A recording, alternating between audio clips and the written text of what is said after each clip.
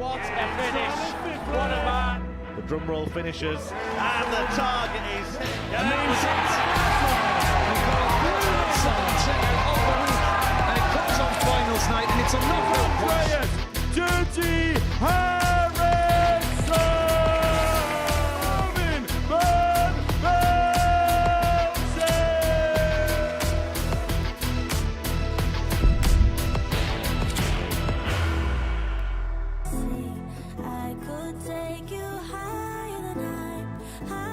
Jensen Walker!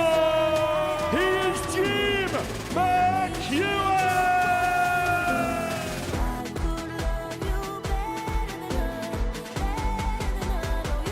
How does he hit that? That's how he hits it! And Jensen Walker is a Super Series success story! Game, chance, and the match! And the Modus Super Series champion!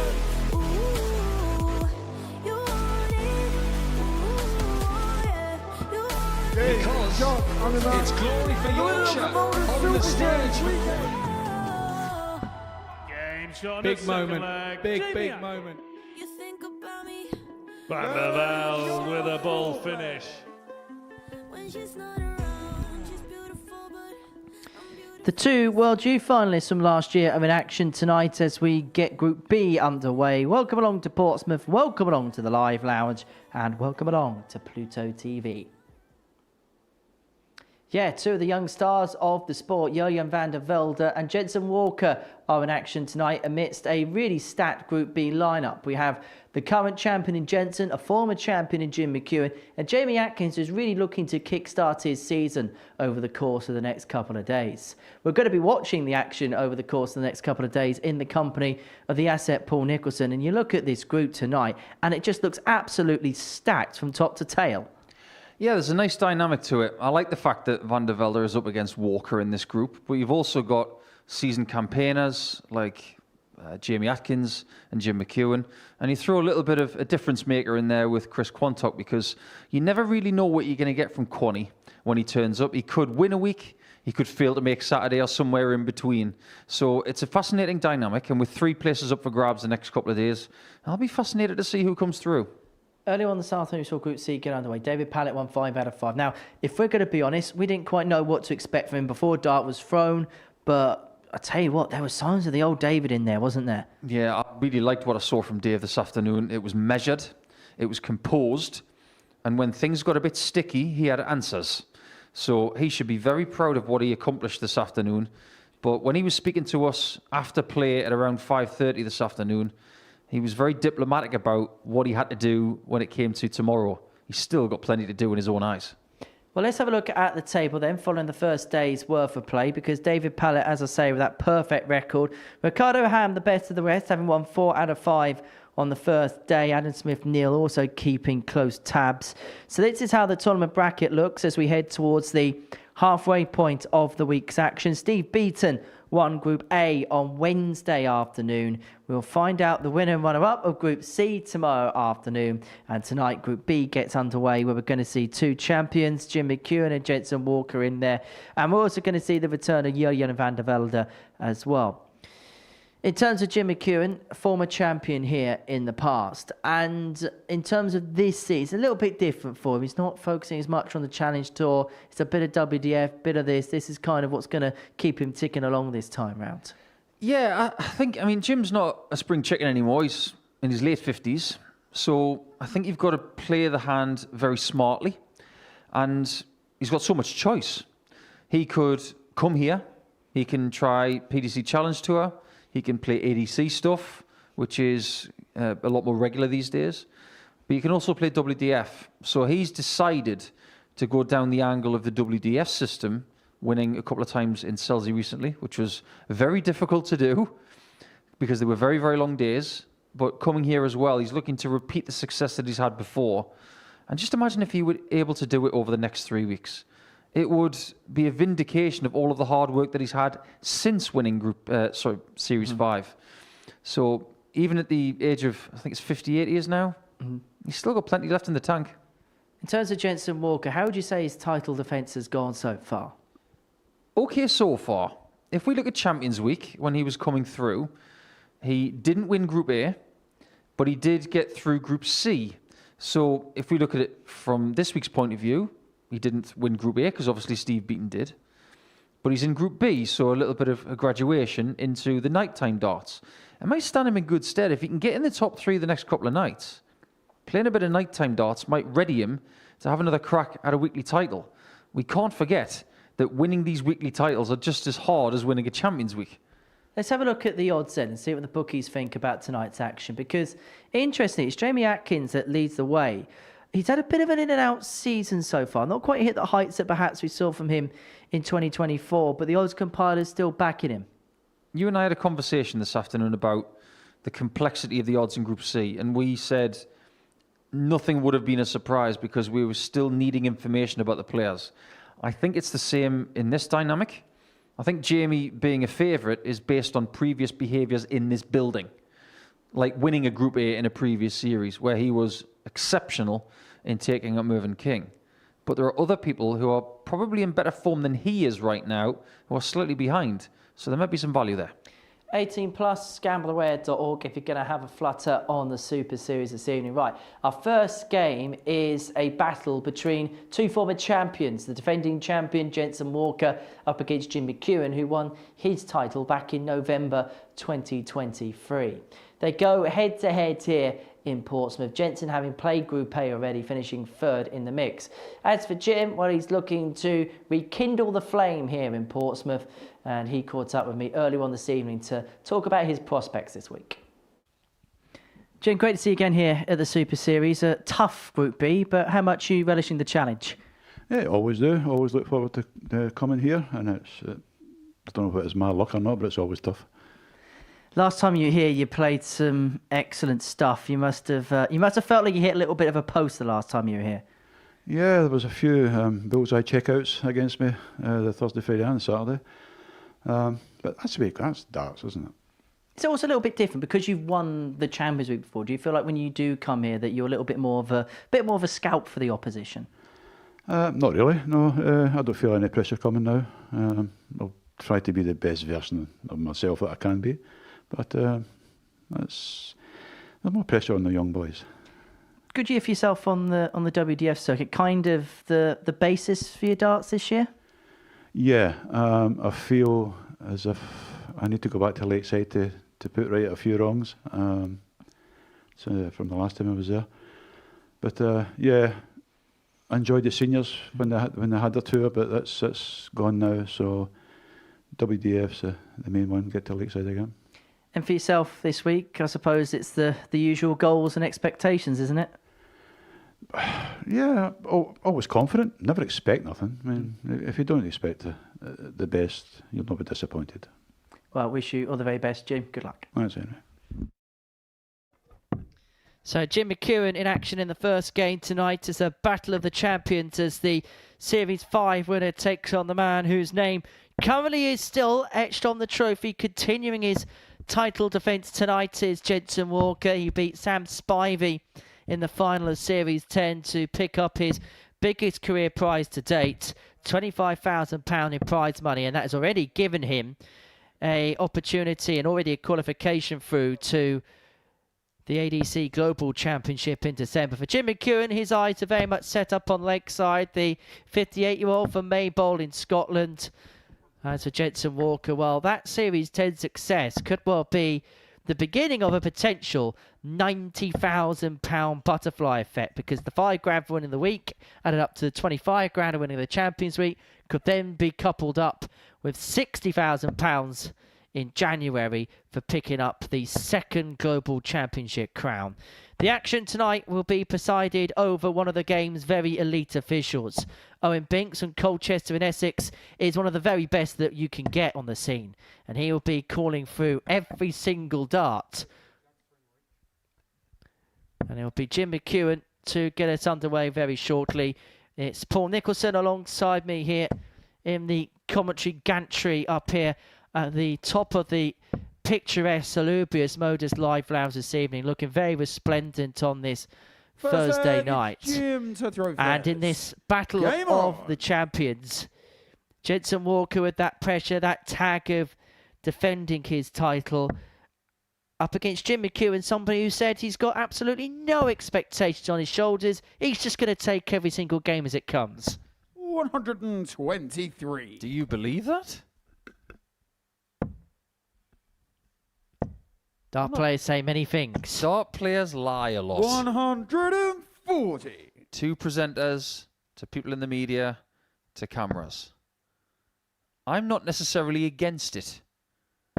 But sometimes it's to preserve how you want to feel. 123. I know some pro players who tell you one thing and think another. And they do a really good job of it. 57. Because it works for them. But there is an element of honesty about Jim McEwan, isn't there? What you see is what you get. He's an old school type of dart player with a bit of modern bling. 40. He's got one of the most attractive darts I've ever seen. I think I remember seeing that the last time he was here. 180. Shots don't get more attractive than that. Walker's off to a good start. I just get the sense that he's a player who's actually embracing the pressures that come with defending a title. 123. He's had his trials and tribulations for somebody who is still at the tender age of 18. This is a really interesting leg from Jim. This has really brought a smile to my face. It's only the first leg of the night. 92. He scored Jimmy 123. 92. 3 times in this leg. When does that ever happen?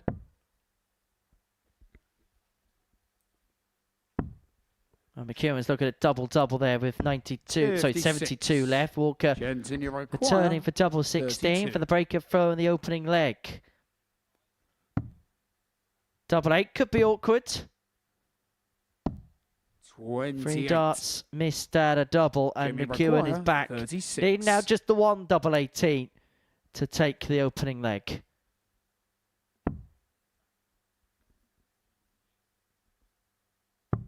Game shot. That is a lovely dart. A Jim beautiful McEwan. settling shot from Chucky. Could have lost the leg. Second leg, Didn't. it's Jensen to throw first. Game. Now we are going to focus a bit more on Jim in this first game because Jensen's been here all week. But isn't it interesting 59. that the thought process for McEwan is that I want to go back to Lakeside to right the wrongs of the past. We all know that he lost to Neil Duff in the quarterfinals. He should have won that game. He didn't. 180. And I think in his own eyes, he's thinking to himself, if I'd won that game, I might have won the whole thing. 140. And it was around about that time, wasn't it, 2021, 2022, where Jim McEwan was playing his absolute best stuff. That was when he was at the peak of his powers. But he's powering on here. 180. And is 6 deep into the perfect leg. How good was dart 6? 58. Jimmy Squeezing the McGuire, point in between the other 2. 141. Now he needs 3 pure shots. Very much unruffled. Trying to leave double 18 again. This time after 9. 65. I'm sure I'm right in saying McEwan had a 9 darter in the previous building, or am I getting that wrong? 140. He has had a Jimmy 9 McGuire, 76. on the Pro Tour in 2021.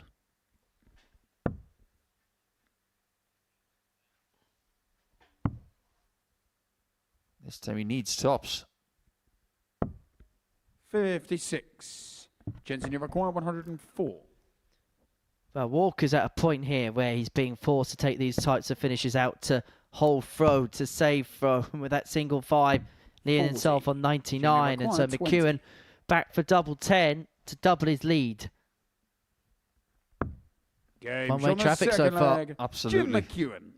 Could have been different if Walker had found his double in the first Third leg. it's Jim to throw first. You look Game at the way that the darts go in the board for McEwan. It's such a beautiful throw. It's not the quickest. It hasn't got a great deal of flair like some other throws like Richie Burnett or anybody like that. 57. But it just goes into such a lovely angle. Jensen's throw is very different. 46. There's a few moving parts. It's all about getting the timing right. When he gets his timing right, his ceiling is very high. But how high has that ceiling been this week? Well, breaking down Jensen's performances so far, group pay average of 85.71. It's been the finishing where it's really stood out. 46 hits of 102 attempts, 45% in that particular department for the interceptor. Just a 19 180s. I say just the 19, but he really can hit them like the best of them. 7 ton plus checkouts, joint level with Steve B. Now the highest finish of the week so far, 164. But he can do absolutely nothing in response to this absolute rampage of Jim McEwan so far in this contest. And he's got all the time he wants on 164. Who was it who warned us about McEwan this afternoon? It was Dave Pallett. 78. First thing he said was, Jim's in form because he did the double in Selzy recently. And if we may tip our hat to Dave Pallett once again, 44. it looks like he's spot Jimmy on. McGuire, 86. Well, averaged 107 in the final of the England Open against Chaz Barstow in Selzy recently. He's averaging over 101 here. And he's 3-0 to the good Jim McEwan. in next to no time at all. Full flag against Jensen to throw first. Game on. This is really good. If this is a precursor to what he could possibly do for the week, people are in trouble. 100. Now, interestingly, this is the same kind of stuff that Dave Pallett was putting in this afternoon. Almost to the same amount of darts after 3 legs. Yeah, McEwan beat Barstow 5-0 in that final. And after 3 legs was rattling off an average of around about 115, which in old money is about 13 darts per leg 58. on average. Won that event, won the national singles, beat Matt Clark in the final.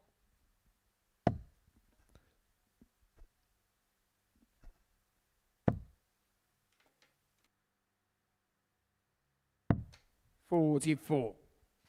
They actually met twice that weekend because they'd actually meet in the semi-finals of the Open. McEwan winning 4-1. And they have something in common, 134. Clark and McEwan. They've both been to a series final. And we did this afternoon break the story that the person that beat Matt Clark in the series final, Series 2, is going to be making his return. 60. He hasn't been back since. Raymond Smith is going to be back in Portsmouth next week. If you can sense a little bit of excitement in my voice, it's because I am 45. excited about seeing the Guru once again. And then the week after that, the weekly champions are in town. And that's where things get really interesting. Well, that's the darting equivalent. You know the TV program Who Wants to Be a Millionaire, where Chris Tarrant says, I don't want to give you that check. I want to give you the big check. These two have picked up the big check. But Jensen Walker 96. is very quickly running out of lifelines. But Jim McEwan has kind of fallen off the pace a little bit in this leg. Yeah, there's one lifeline that any player couldn't use Monday to Friday here. 128. That's ask the audience. Jensen, you're Because there isn't one. He's got 1 dart at tops. 48. That could be curtains. Jim, you Jensen's had 4 darts at a double. 1 in this leg, 3 in the first leg. McEwan might finish him off. Well, this would probably typify his performance, but the 124s are going to go. But it's 92. going to be under pressure, this Jensen, double you 10 of require Jensen. 20. Doesn't get this. It's probably going to be curtains for him. Game shot on the fourth leg. Gets there in the Jensen end. Walker. 6th attempt. He gets a leg on the board and he forces McEwan to Fifth serve leg, this Jim to match throw out. First. Game on. Your attitude in a game like this is very simple. And this is very much a round-robin kind of attitude. You know you don't have to win every game to qualify. But if you're 3-0 down, and then subsequently 3-1 down, you say to yourself, let's minimize this damage. at worst, get out of this game 85. 4-2 down. Because that reads a lot better than losing 4-0 or 4-1. Because in this group, leg difference plays probably more than any other group we play. Well, Jim McEwan here is averaging 97.34, 60. which was pretty much bang on the money what he was averaging the last time he was here at the Live Lounge in Portsmouth. Was mightily 125. unlucky to get no change whatsoever out of his previous weekly appearance, where he averaged 97, and in terms of Saturday, found himself absolutely nowhere. 81. Got through to the Saturday night in Series 10 Week 8, lost in the Saturday, a Saturday which would be won by Devon Peterson. Andreas Harrison would lose the 59. final. Two players are in this Champions League. Graham Usher and Richard McGuire also in there alongside Johnny Haynes. In fact, Chris Quantock was also involved in that particular week. 96. There is the match-winning chance. Well, this time he's under pressure. 180. Fair play to Jensen. 127. Rallying back in a vein that you would expect from the champ. But it's the former champ who's going to have a dart in his hand, a 8-8 to win it. A 1-2-7 to win the game and to put the cap on what was an exceptional performance. He absolutely brushed aside the current champion, Jensen Walker, and the man who picked up the crown in Series 5 says, "Don't forget about me." Well, that is a statement start from Jim McEwan. Average at 96, 4 from 6 on his doubles, rounded off for a 1-2-7 checkout. Chris Quantock takes on Jurgen and Vandervelde. That's coming up live and exclusive next.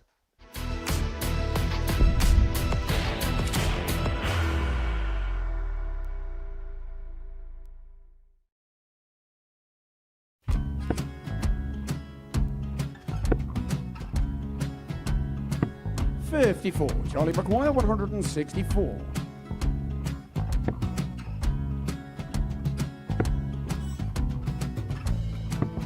$44.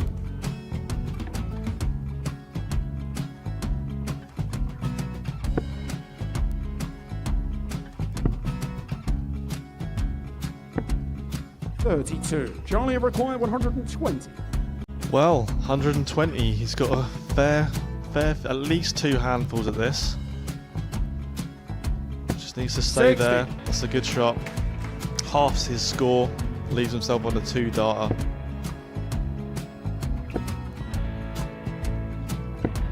$26. Charlie Time on his required side 60.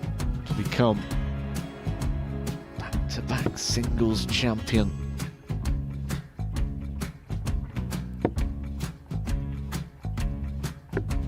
$40. Definitely a couple of nerves in those last 2 darts.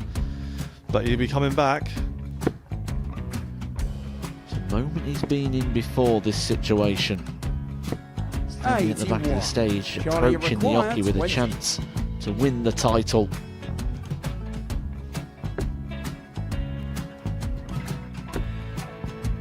He did this to win the first title, if you remember. 11. I think he's gone. Georgia I think he's gone to 180. bust it, maybe. The first title he won, he wanted 20. He went 6-7-7 to win it. He had a chance to replicate it again. Yeah, I get the feeling that was for a bust, and 39. on that situation there, George Scaife wasn't even 9. able to take it out going to the 18s on that switch. Yeah, I think he just panicked a bit, but he's done well to get that big one. Sometimes can be the hardest part. Georgia requires This is it. 79. It's got to be 19s. It's got to be 19s for this shot. Big 20 and a double. He's got the first one. He's going to get a match dart here.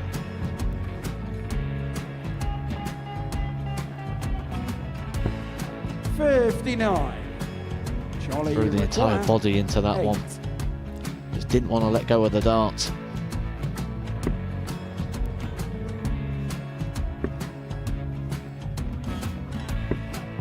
No score. He's given George a chance. George and McGuire, 20. I think George has been quite good on double 10 today.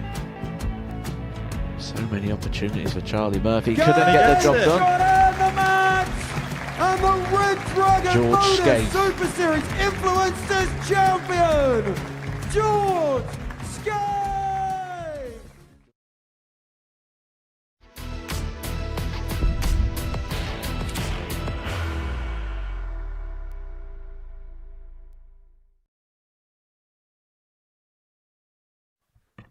Welcome back to the Modus Super Series, where the former champion Jim McEwan kicked off his campaign with a 4-1 win over Jensen Walker, the reigning Super Series champion.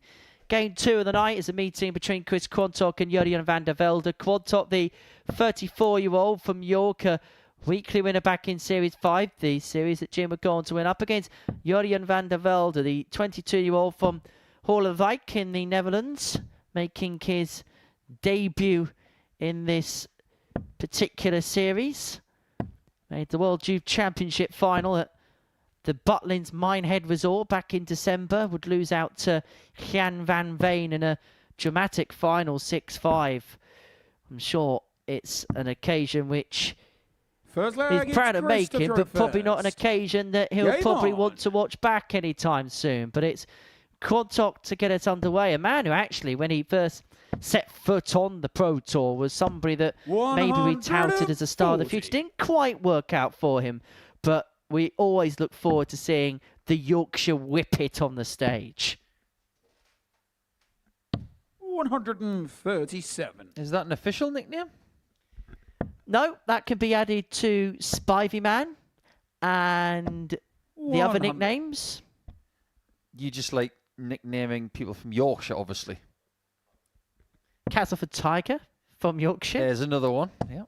The only one that I've made up that isn't from Yorkshire is Tedwood Everts. 100. We haven't actually seen this series. I'm not going to see this series. Well, first things first, it's nice to have Quanny back. 22. And you might look at his darts and think that they're quite familiar. Well, they are, because they're a Stephen Bunting dart. Stephen added 100. 6 grams to his setup when he went to these things. They are 18 grams in weight. Quanny has lost 5 grams, 99. so his darts have been on a diet. 124.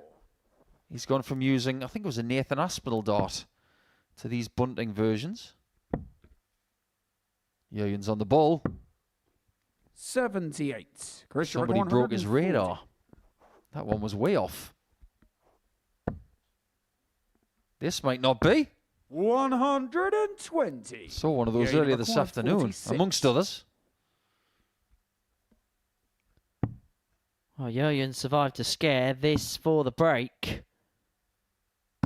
Game No show mistake with a double 16. It was through the barrel of dart what he threw at that target. And actually, Second when you leg, it's consider the Jurjen way to it throw first. collided off, that Game. could have so easily bounced back out again. But for Jurjen, in the target and into the lead.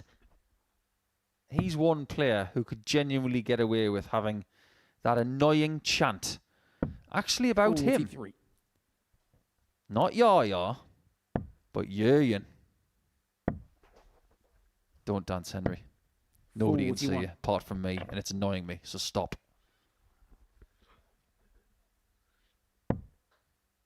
I can see that catching on in a pop world or something like If that. he were to make it, 137. he could actually have that chant about himself.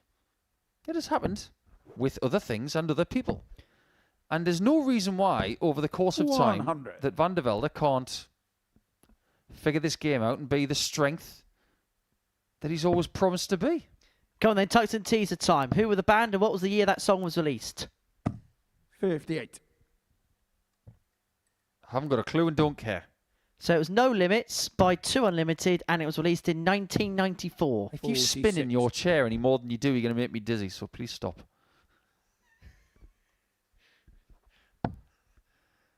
There are some things that you know that I don't, and there's some things that I know that you don't know. But I'm sure you've got a better tungsten 99. teaser than that, Henry. Come on. I quite like the one we had this afternoon. Yeah, but you promised us another one for tonight. It's only game 2. 59. Oh, I'll get one sorted. Don't worry about that. Anyway, Vandervelde looking to get leg 2 sorted. He's got 6 on 164 to do exactly that, and he's going to need the full quotation of darts to cross the line in leg 2. 104 left, and Quantock in big trouble. 134. Got away with that because he hit the second treble. That could have been precarious otherwise. Yeah, he hits a single 19 there. He leaves 159. Now, if you do know something about Chris, 56. I haven't had the chance to properly speak to him this evening, but this is usually the base of the stuff he plays. Doesn't play too much competition elsewhere, so there may be at times a little bit of rustiness, but there may also be at times moments of absolute brilliance, just like that. Third leg, it's Chris to throw. And you have to say, he needed that 1-2-1 because he was under it a little bit from Jurjen, and back level we are at 1 apiece. What did we say at the top of the show? 140. You've got the experience with Atkins and with McEwan. You've got the young bucks like Walker and Vandervelde. 140. And then somewhere in the middle, you've got Chris Quantock. He could be the difference in this group. If he turns up, 58. He could do anything. But we just never know what kind of Quantock will show up here. 140. Just stem the tides a little bit, you felt, but Vandervelde against throw in this third leg, hitting Quantock hard. And actually, he only got the chance of the 1-2-1 because he hit that second treble 19 where he should have been nowhere near it in the setup turn before. 140. Really is piling in the 2 treble visit series, Jurjen. Yeah, just a bit. Staring through the board. 57. Yeah, you require 81. Doesn't have to go for the treble here. He could have gone for the 25. He's got double 16. Game That'll shot do. Third leg. Yeah, 12 data. Thank you very much. Let's move on. Fourth leg, it's Jurjen to throw first.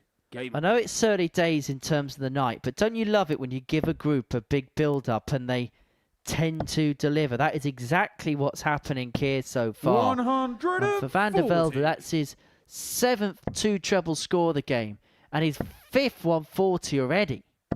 60. Average just under a ton.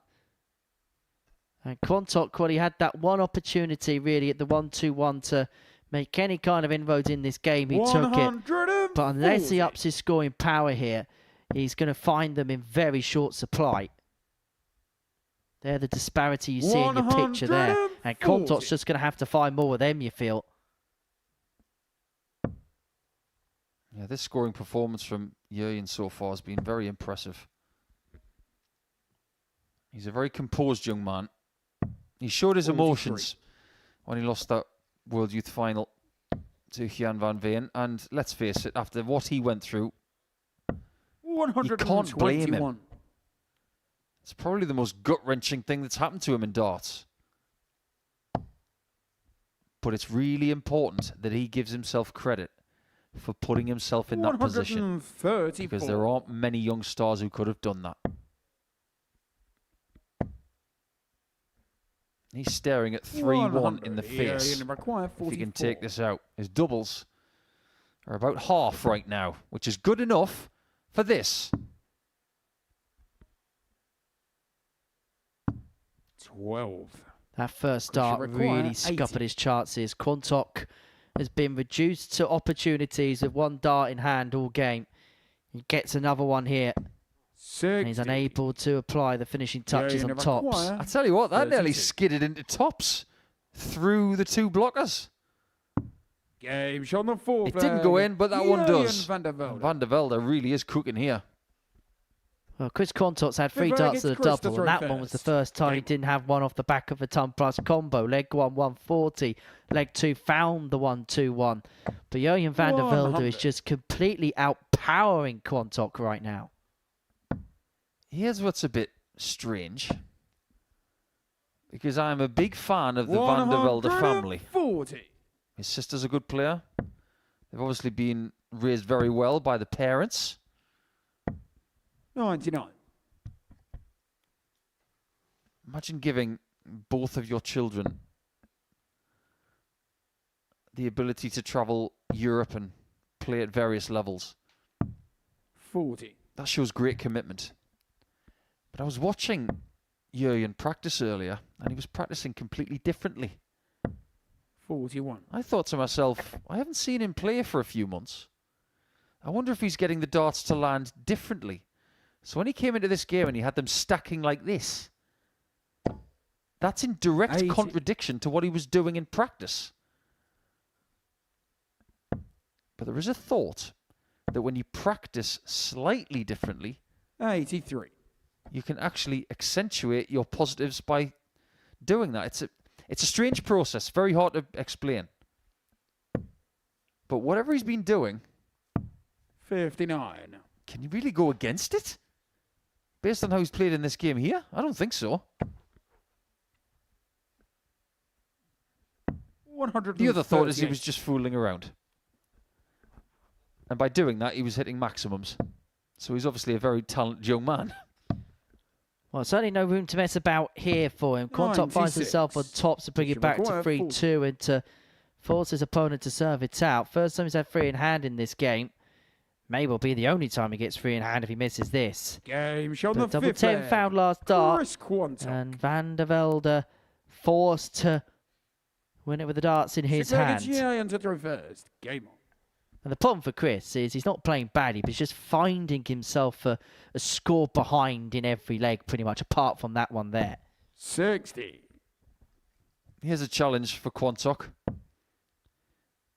He's obviously with a certain manufacturer. You can see it on his shirt. 140. He's used some of their leading stars' darts on this stage over the course of his career. And he did win week 8 of Series 5.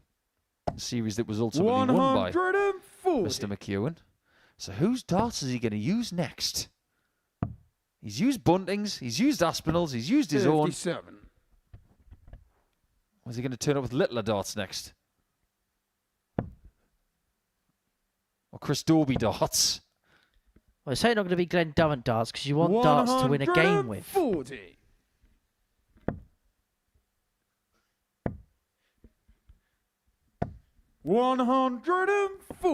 Well, 140 apiece, both players on a big finish after 9. But Vandervelde with the darts first poke at 161. He's not going to find. Can Quantock get the 164? And when you consider his treble 19 hitting at points in this game, you give him half a chance at having a poke at the ball. 102. That's where he elects to go, of course. 64. That was really smart play from Vandervelde. Really smart play. More people are starting to do this now. 32. Yeah, you know, McEwan, Use the 25 to get to single to double. And it's double top to finish the job off. And that was a destructive display from Jurgen Vandervelde. Average in the end just under 96, 50% on his doubles. But it was power scoring which just sent his opponent into submission. Have a look at that. The 2 triple visit column, 12 of them in the game. He beats Chris Quantock 4-2. Atkins McEwan is next.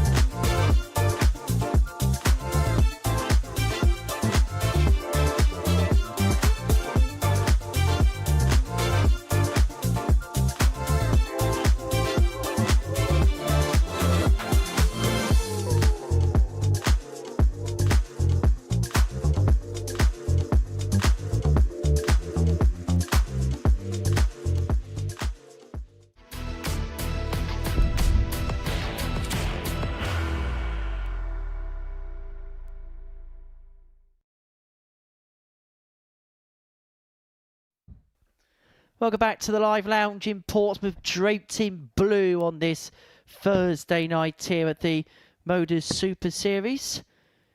Before the break, we saw Julian Vandervelde get the better of Chris Quantock by 4-2. Game 3, a meeting between Jim McEwan and Jamie Atkins. Jimmy was already got a win under his belt tonight, a 4-1 success against Jensen Walker. Good performance as well, average of 96. Up against Jamie Atkins, the 37-year-old from Warwick, former weekly runner-up here at the Live Lounge. That coming a couple of series ago.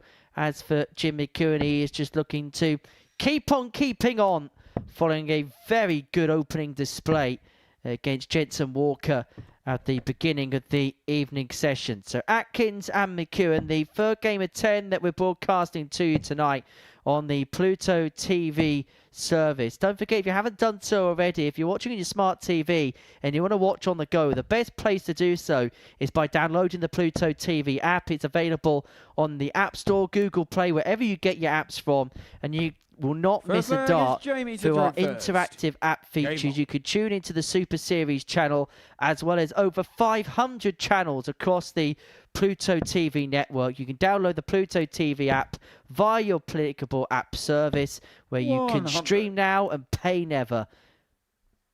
Atkins and McEwan, game number 3. And for Jamie, he's probably looked at everybody so far tonight, Nico, and thought, if I don't turn up here, I could be in for a long evening. 100. Yeah, this is a really good standard so far, especially from the two winners. One of them was Jim, and the other being Jurjen, who will be very proud of that first performance for tonight. Something to build on for sure. 120. Because when you play that well, all you want to do is get back to the hockey and do it again.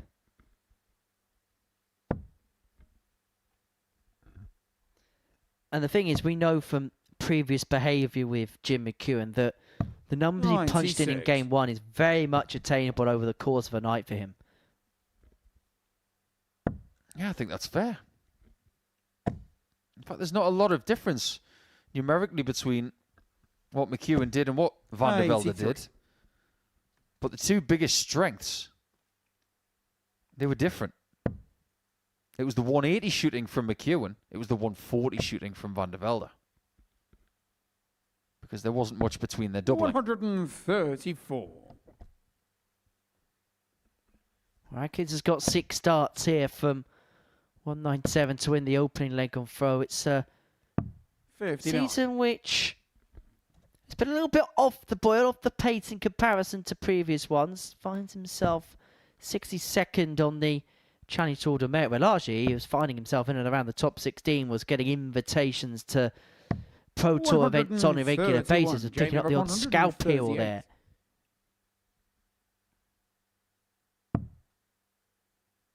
Can't take this one out, but can leave himself very handy. 86. Jimmy McGuire. If there's one double you don't want to leave McEwan on, it's probably this one. 2 10s.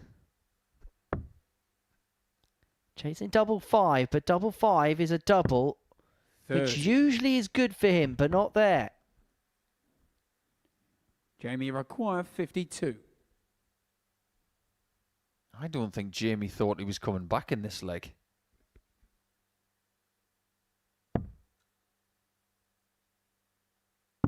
Game shot on the He's first not coming leg. back in this leg because he's just won it. Second leg is Jim to throw first. I just wonder whether this is a night which Jamie actually won't mind playing last of the 5 players, because he has got a lot of relevant information about kind of roughly where the other 4 are at. So he kind of knows where he's got to tune his game into. 55. Let's go through who he's playing and when. Game 3, McEwan, that's this one. Then he's got Jurjen Vandervelde in game 5, so he's got a 1-game break between that 83. and this. Now, if he plays poorly, he's got minimal time to fix it. If he plays well in this game, walks away with a win and a good performance, it'll just be a little tune-up before 93. Going up against the young Dutchman. I think he's got to get off to a good start, because from what we've seen so far, His first two opponents are the best players in this group.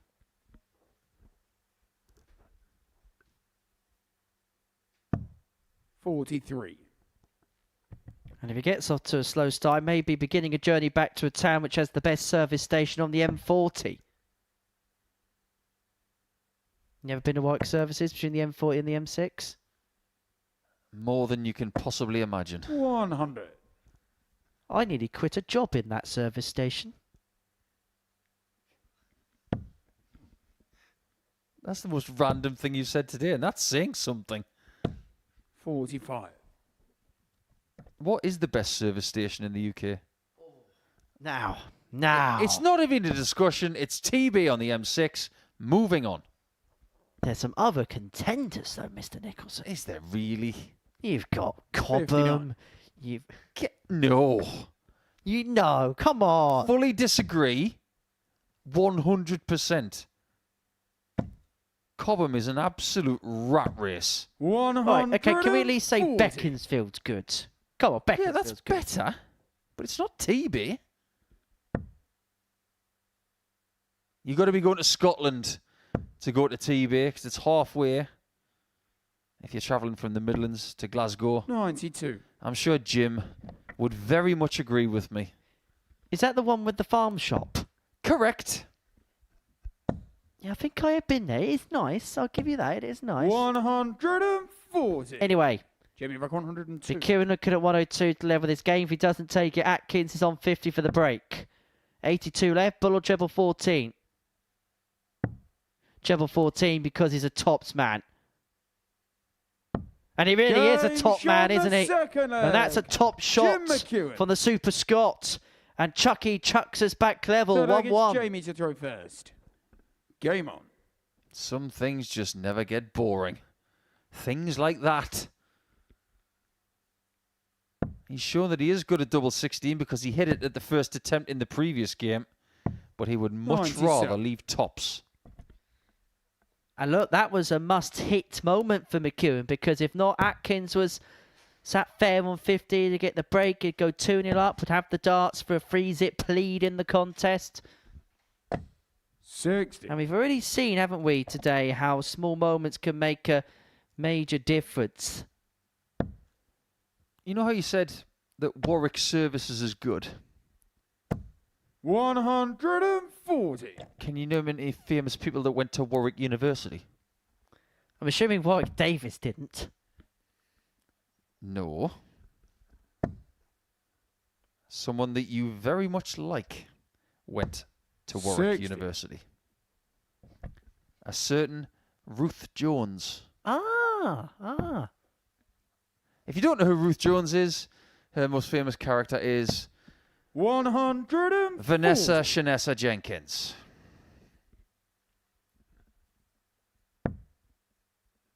And I do believe, from listening to a podcast about her once, there were universities that didn't want her. 137. In retrospect, it feels like a bit of a silly decision on their part. 124. Because she's gone on to quite good things. Anyway, Jamie, what's occurring?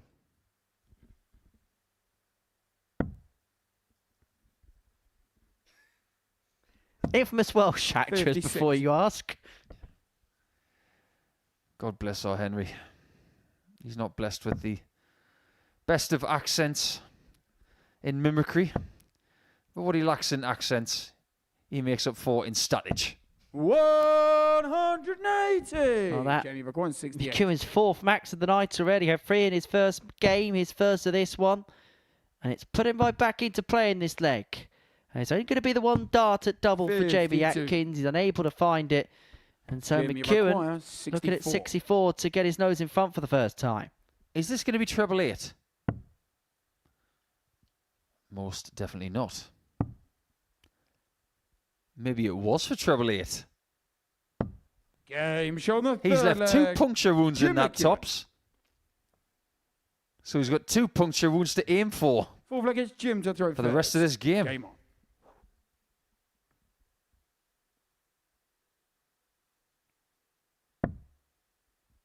He's just a really good player, isn't he? Has a process, little prod, back and through. 100. And every now and again, the shoulder shifts a little bit. But he's just a really good player. We get to speak to a lot of players doing this job. Whenever the name Jim McEwan comes up in conversations, everybody says exactly the same about him. Class player, great player. Type of player nobody wants to play against. Well, that is 180, number 5 of the night for McEwan. He's doing it again. 100. He's lifting his levels. If he can sustain this, he is a serious contender this week. However, this could be a little bit of a Freudian slip. 27. And Jamie Atkins here has to jump all over it. He's been given an opening which he probably didn't expect, but he has to find a treble here. That there's absolutely no doubt. 57. Has not made the most of it. Jamie back 154. Unfortunately not. McEwan has the luxury of going whatever route he wants here. He's got to get rid of that slip into the 5, though. Seems to have lost his line. 28. After he threw dart 6 in this leg. 164. It's been poor. Scores of 27 and 28. Just when we were saying that Jim McEwan was hitting his strides 64. and really beginning to Jamie McGuire 126. find some special things, but this would arrest the situation. Really would arrest the situation. And he got Jamie Atkins under lock and key. Yes, he has. On the 4th leg, Jim McEwan. And he really does have Jamie Atkins now in all sorts of knots. The Jamie second ton plus checkout that he's had in this game. The 126 joins the 102. And Jamie Atkins is being pulled from pillar to post here by the Scot. Welcome to the weird and 58. wonderful world of Jim McEwan. He's had a leg this evening that had 3 123 scores in it, which is borderline weird. And now he's just at a 15-darter with a 180, a 140, 60. Scores of 27 and 28, and he finishes it with a 126 on the bull. Talk about taking the rough with the smooth. 100. That may be one of the weirdest 15-darters he's ever had. One of the weirdest 15 darters we've ever had.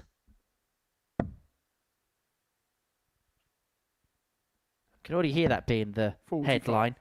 Weirdest 15 darter ever, question mark. Explanation mark, question mark, explanation mark. 135. But McEwan here looking to put the full stop on this game, but Jamie Atkins looking to put a ... on it. Keep this game going on. Anyway, I'm not going to punctuate 96. anymore.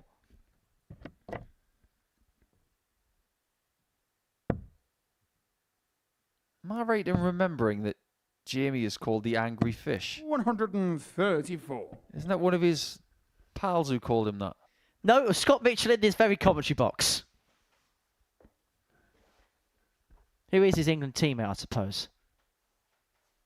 He got a bit of jib 42. when he got called that. Jamie McEwan And 74. for everybody around the world who's tuning into this who doesn't know what the jip is, getting some jip means having the mickey taken out of you. Tops for Atkins. Game show on the 5th leg. Nothing angry Jamie about that. Atkins. Just very precise. McEwan forced to serve it out. 6th leg is Jim to throw first. Just like he was in his game against Jensen Walker a little bit earlier on this evening. So between us, we've managed to get nicknames of the Angry Fish, Spivey Man, the Castleford Tiger. 99. Don't bring me into this. I'm not in the habit of giving nicknames to people when they don't deserve them or don't want them. So Sam Spivey does not deserve to be called a superhero. He doesn't want Spivey, man. He 96. wants Seaside Sam, doesn't he? That's like me calling Jim the Chuck Man. When in fact he's Chucky with this very, very sinister looking doll on the back of his shirt which terrifies me. 100.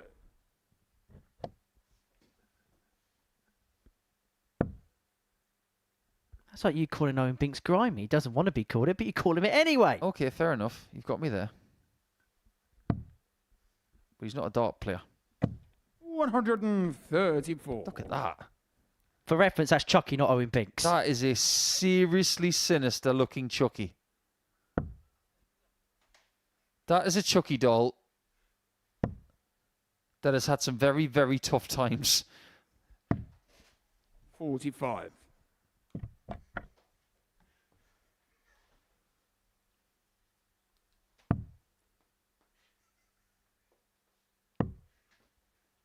Oh, this is good thinking from Atkins.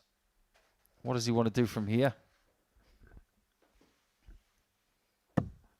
94. I can completely understand why he went back to the bullseye there. It was a lovely angle to try and get another one.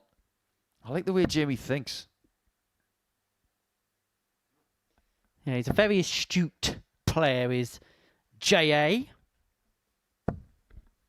That one's not going 41. to catch on. No, that's an awful nickname.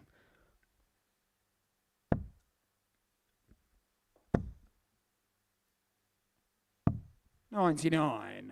If McEwan wants to put pressure on here, he's going to have to find 140 plus.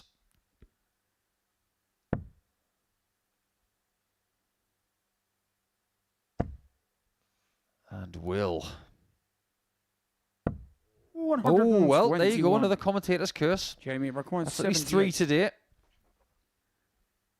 But are 3 darts needed for Atkins? Absolutely James not. on the sick Clinical bay. stuff. Jamie His first game of the week goes the distance. Great quality, this one. From final leg, it's Jamie to throw. Desmond free. Atkins free, McEwan free. Game on. And we go all the way to a last leg decider.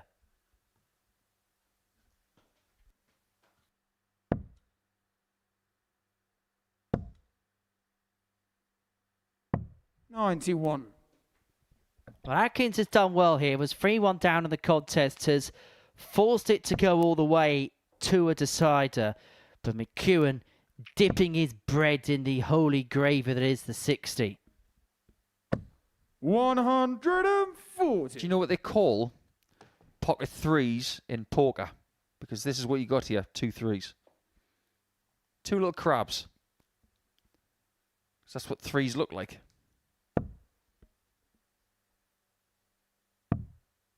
Enough talking about crabs for one day. Don't want to cram 90. that in anymore.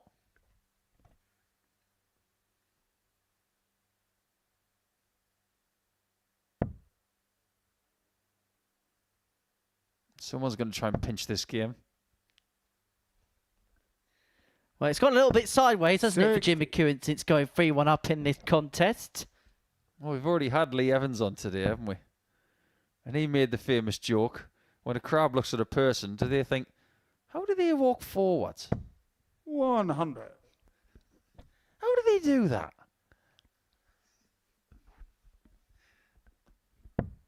Well, McEwan here is all of a sudden a whole heap of bother. Is he? Oh, it's happened again. You heard it hit the flight first. He could have been a little bit further ahead than 40. Well, I actually could have rebounded back out the board the way that dart actually hit the flight.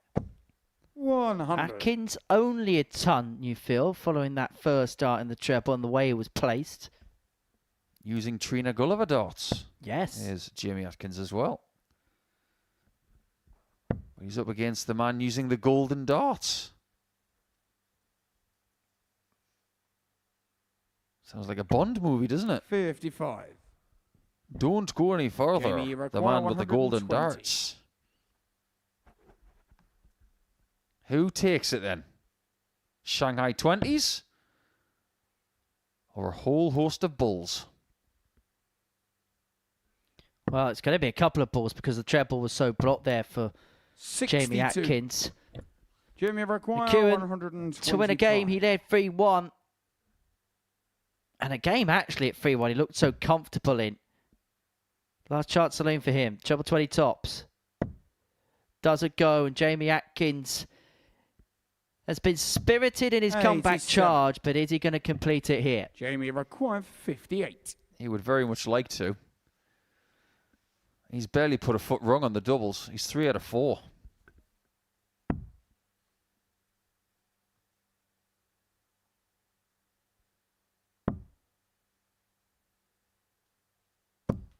That might be the one mistake that costs him this game. McGuire, 38. McEwan has waited for his chance to finish this off. Is he going to get there at the expense of his opponent who's missed chances to win it?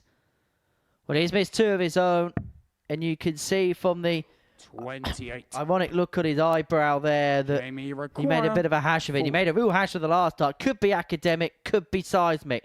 Tops are Atkins. It's curtains, and Jamie Atkins gets off the mark. They both had chances to win that one.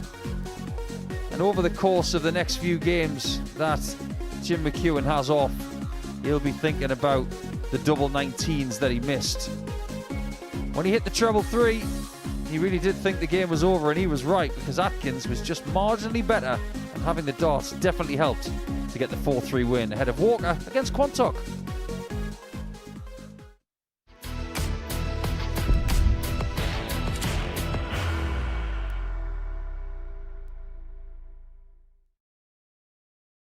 Are you ready to lift that trophy, Darius? Yes. Let's do it then. Ladies and gentlemen, your Modus Super Series 9 champion is Lucky D, Darius Lewandowski!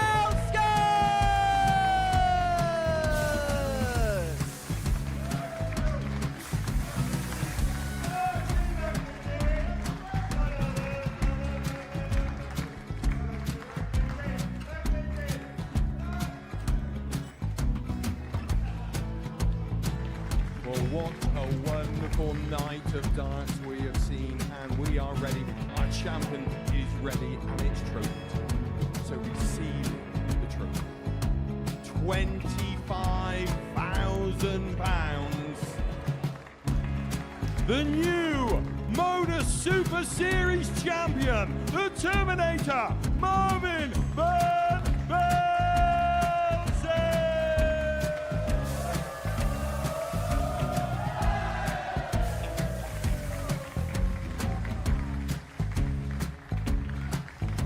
And one more time, the 8th Modus Super Series champion, the Terminator, Marvin Vandervelde. And the new Modus Super Series champion is Andreas Dirty Harrison.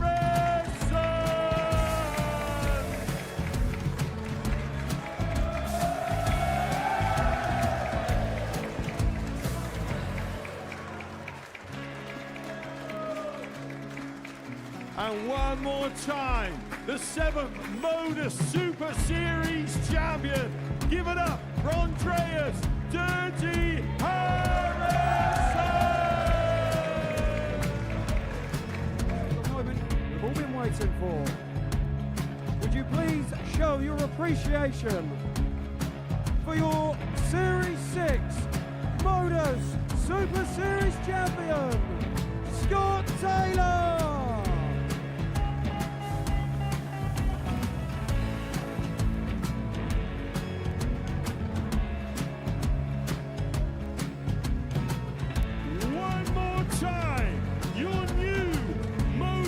Super Series champion. He is Chucky. He is Jim McEwan. Ladies and gentlemen, your Modus Super Series champion, retaining his title, the Luke Lidlow!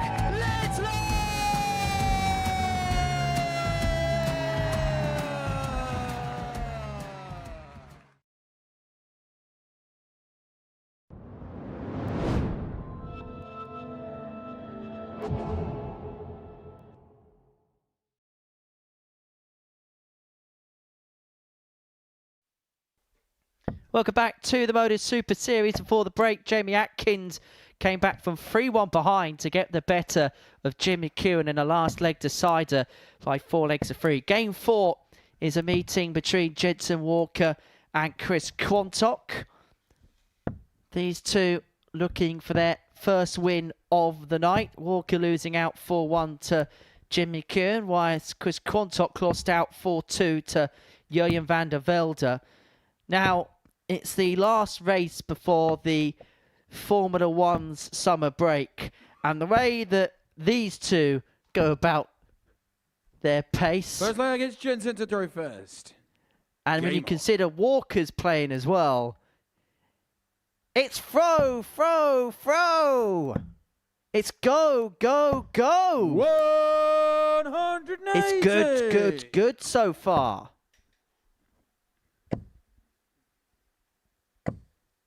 30. I knew you were going to do that.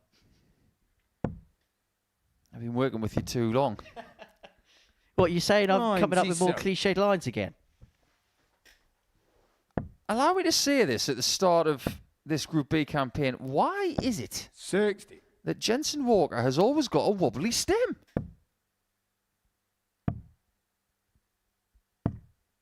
$134. Every time. It drives me up the wall. 140. Jensen, you've got 190. Well, there's a chasm between this pair in this first leg. Walker off to an 11-dart start. Jensen Walker. Well, if we're going to ask the question, how is he going to respond to the disappointments of the first game? Well, there is your emphatic answer. 54 seconds for that first 81. leg. Yeah, that was pretty quick. That was Lauby-esque. And I know Danny's watching this evening. So, Danny, 84. hope you're well, pal. Cheering on his mate, Jamie Atkins, who's in action this evening. So he probably actually isn't watching this 80. game. But if you are, Danny, nice to know you're watching. 140.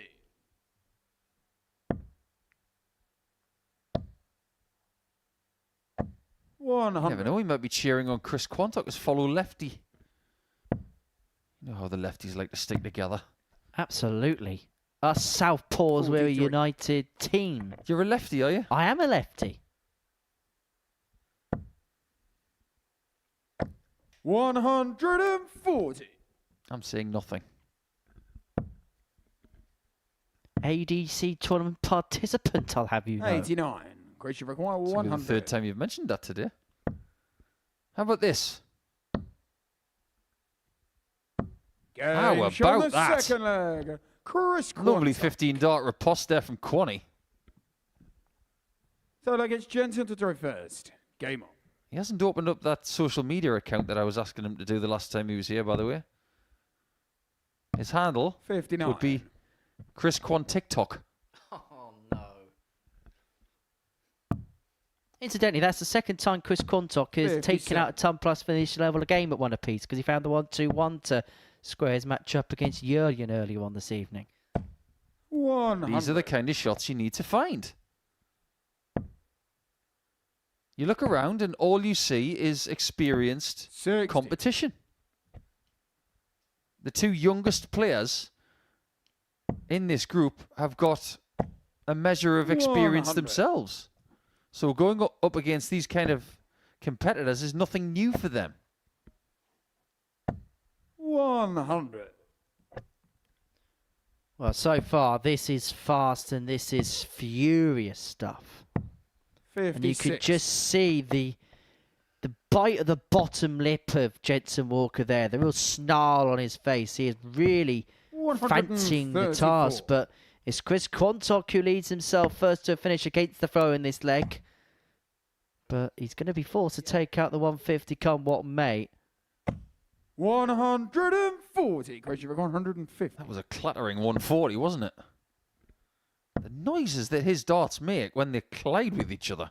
90. Jensen, you've got 146. It's almost like it's tungsten in stereo. Game shot on the third leg. Well, nothing was wrong with the last 5 darts there. Fourth leg, it's Christopher Throws him a real Game. velocity, doesn't he, Jensen Walker? And I've got to say, really is getting himself at it tonight. Just having a look at him at the 57. back of the stage, he really is charged up, revved up, is the reigning champion.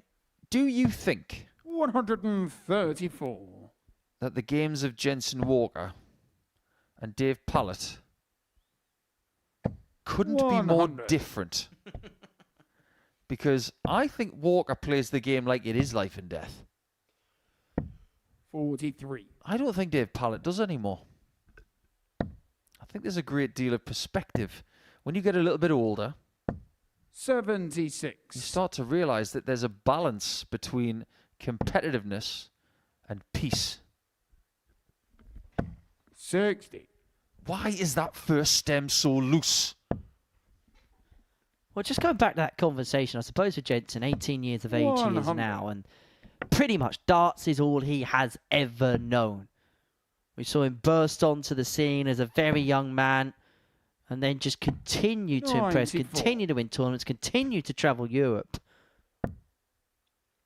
He's been to some cool countries, that's for sure.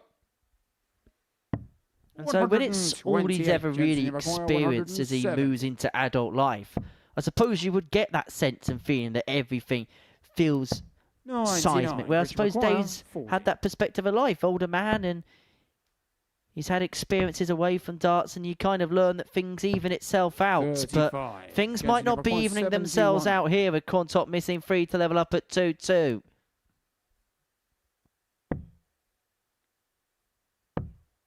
One dart at the ball. 33. Doesn't like it. Christian McGuire. Don't blame 5. him. It was never there. No And score. neither was that. Jensen McGuire, 38. Oh, and that's a little bit from Quanny. You can totally understand that. That was a poor dart from Chris. And he should pay the penalty for it. 6. Now, where's this single going to be? Christian McGuire. Top 5. left? Ooh, so close to the treble. 1. And you don't expect Jensen Walker to Jensen McGuire, miss 3 more at 32. 32. That was Quantock's opportunity, and he was unable to take it. He looks desolate at the back of the stage because he almost expects this to go. He's almost awaiting his fate, Game, and his shoulder fate's forward, eventually sealed. Jensen Walker Walker. gets the break. He opens up a 3-1 lead. A bite of the flight for Fifth Quantock. leg, it's Walker Jensen a to leg throw away first. from his first win of the night and cancelling out Game that on. 4-1 defeat he had to Jim McEwan earlier on tonight. Usually a sign of frustration when someone bites their flights, and trust me, flights don't taste very 96. nice. Know from experience? Yes. Dart flights are not made by 60. Willy Wonka. But someone's going to get a golden ticket by this time tomorrow. 134.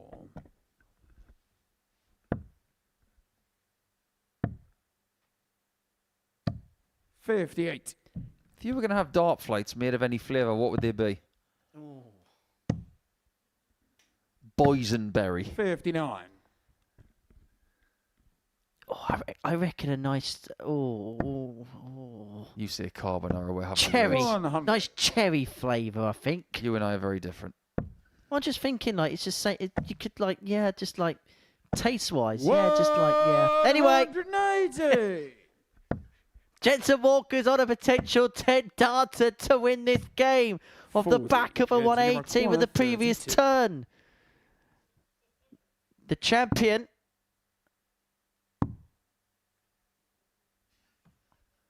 who lost his first game 4-1 No score. cannot win this game 4-1. He didn't like the flavour of that one, did he? That one was a bit sharp, so to speak. 100. Could still be the end. McGuire, 32. So double 60 to wrap it up.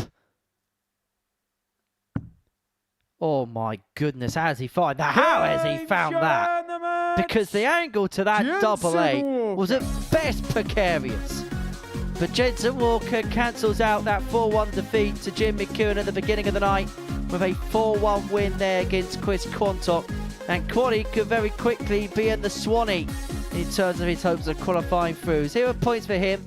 Julian Vandervelde takes on Jamie Atkins next. The winner will move on to 4.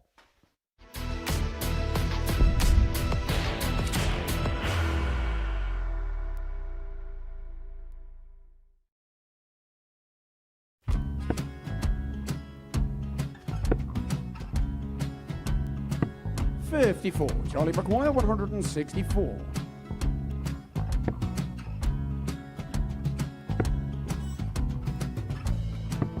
$44.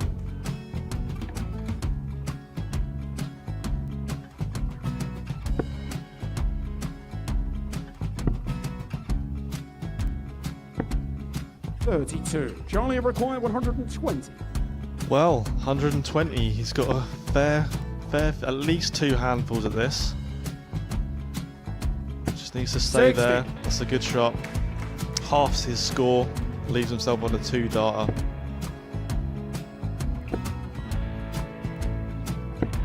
$26. Charlie Time on his McGuire, side 60. to become back-to-back singles champion.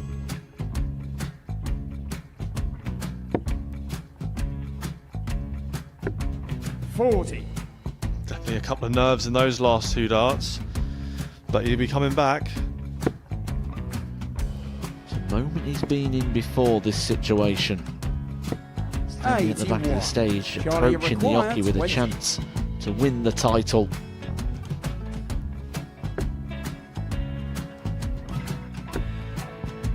He did this to win the first title, if you remember. 11. I think he's gone. Georgia I think McGuire, he's gone to 118. bust it, maybe. The first title he won, he wanted 20. He went 6-7-7 to win it. He had a chance to replicate it again. Yeah, I get the feeling that was for a bust, and 39. on that situation there, George Scaife wasn't even 9. able to take it out going to the 18s on that switch. Yeah, I think he just panicked a bit, but he's done well to get that big one. Sometimes can be the hardest part. Georgia McGuire, This is it. 79. It's got to be 19s. It's got to be 19s for this shot. Big 20 and a double. He's got the first one. He's going to get a match dart here.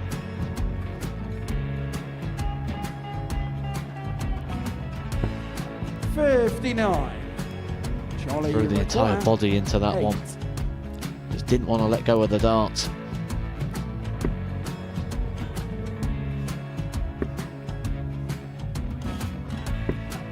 No score. He's given George a chance. Georgia McGuire, 20. I think George has been quite good on double 10 today. So many opportunities for Charlie Murphy. Go! Couldn't get the job it. done. Got in the match! And the Red Dragon George Modus Scaife. Super Series Influencers Champion, George Scaife!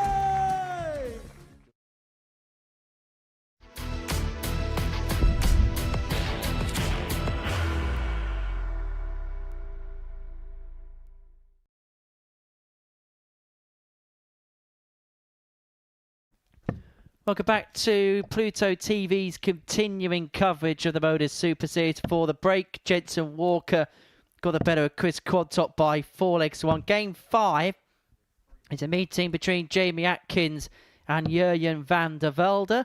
Both players having won their opening matches this evening. Both players putting in impressive performances to win their opening match. Julian a 4-2 winner over Chris Quantock, averaging 95.73, 4 from 8 in terms of his finishing. For Jamie, he had to come back from 3-1 behind to get the better of Jim McEwan in the last leg decider. Average of 93.67, 4 from 7 in terms of his finishing in that match. And he had to defy 80. a couple of ton-plus checkouts from Chucky in that particular contest. So the winner of this one will move on to 4 points. And if both players play anything like they did in their opener, we could be in for a bit of a cracker. Yeah, I like to think so. 57. What we saw from Dave Pallett earlier was that really hot start. He wouldn't reach that level again, but he'd have that good secondary level. And I think that's what these Two guys are looking for here. Jim McEwan tried to accomplish that. He's had the best completed 96. average so far of 96.35. But if you can make your bad game about 87 and still 101. win, that's mission accomplished. It's backing up the good performances with a really good, tough display. 98. That's what I'm expecting Jamie from both of these guys, 170. who've both left 170. It's a fish off.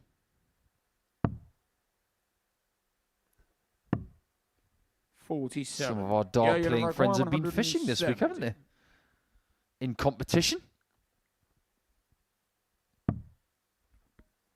Well, ain't fishy about the fish 89. for the pair, Jamie, but is you're this right, finish going to be 123. as easy as 1, 2, 3 for Jamie Atkins? Le ball? 98. Just high. Yeah, you require 81.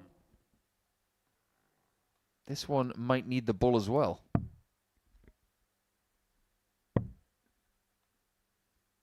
Le ball?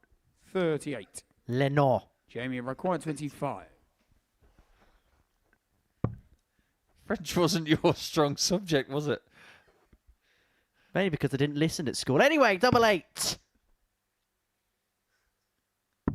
Game shot on the first leg. Jamie Atkins. I have no words. You weren't listening at school. I was too busy talking, wasn't I? Second leg is Jamie to That throw I first. can believe. Game on. Used to get sent out of class a lot for talking too much. Probably not a surprise. Used to get detentions for talking too much. I did. I used to get 81. detentions.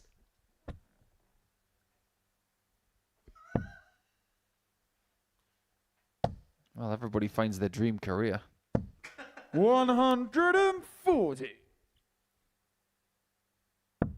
I can imagine you doing the shipping forecast.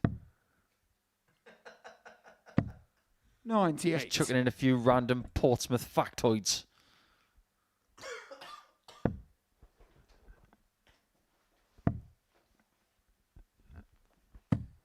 $134. I wonder what Jurgen can accomplish here by the end of the year. I think it's quite strange that it's taken him this long to make his debut. 100. But everybody's got schedules.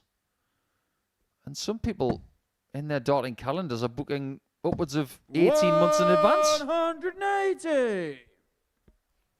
Well, I was speaking to Paul Hinks when he was here last week, and he said that pretty much all of his 2026 has been taken up. 140. Yeah, you never That's quite impressive. This could be as well. That is a very accomplished shot in a brilliant 12-darter. So, like it's Jurgen to throw first. Game on. Having said that, I don't think there's a bad 12-darter.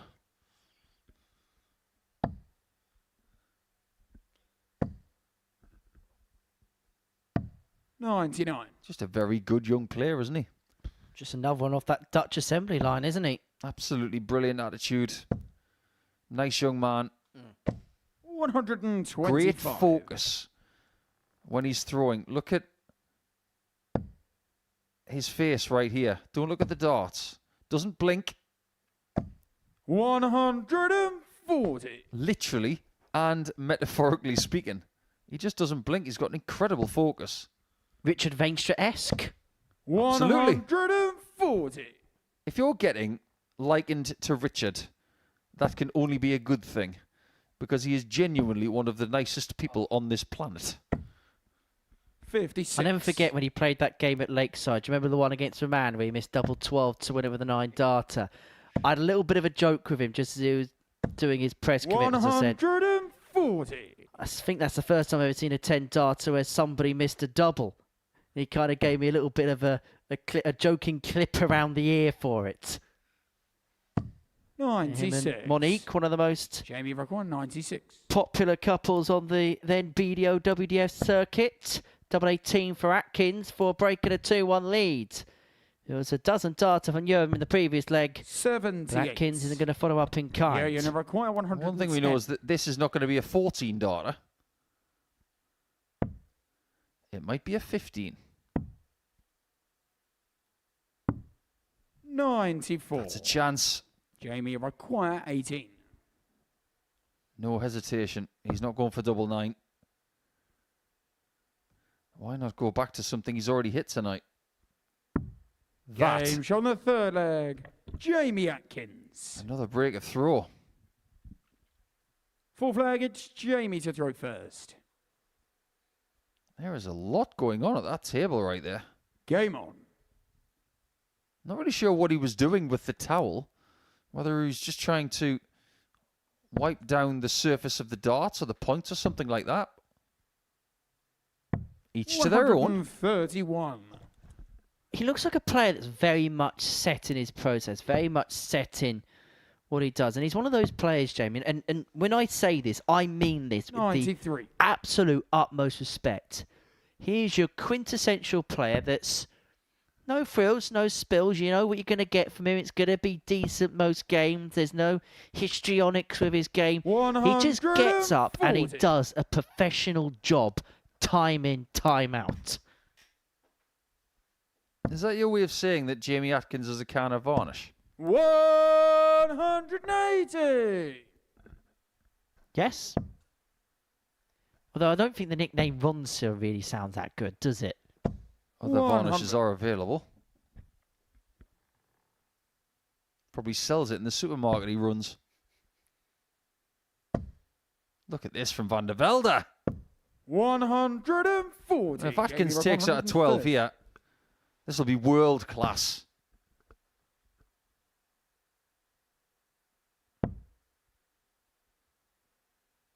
He does not get a shot at the bull to end the leg. Jurjen require 88. Jurjen can use it if he needs it. Bull it is.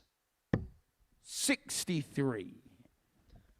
Well, that Jamie target requires is getting 65. scared on an oh-so-consistent basis, but no one been able to find it yet. Atkins to move 2 clear. Well, finally finds the bullseye the one time he doesn't want to find that particular target. It's always the way. Ooh, that was a bit scary. 57. That was way too close to the double 7. 25. Double 8.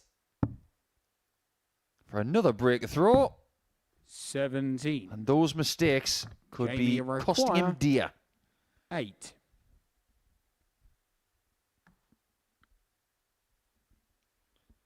Double 4.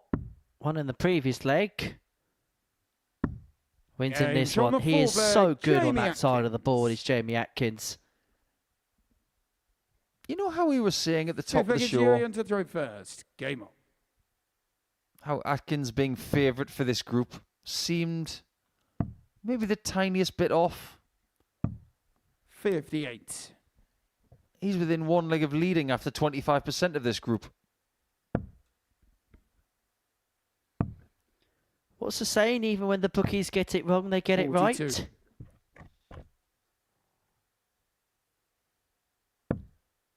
If you weren't tuning in this afternoon, we did break who is going to be playing next week in week 12. Now, week 12 is always an occasion, just like Champions Week, because it's the lead up to Champions Week, isn't it?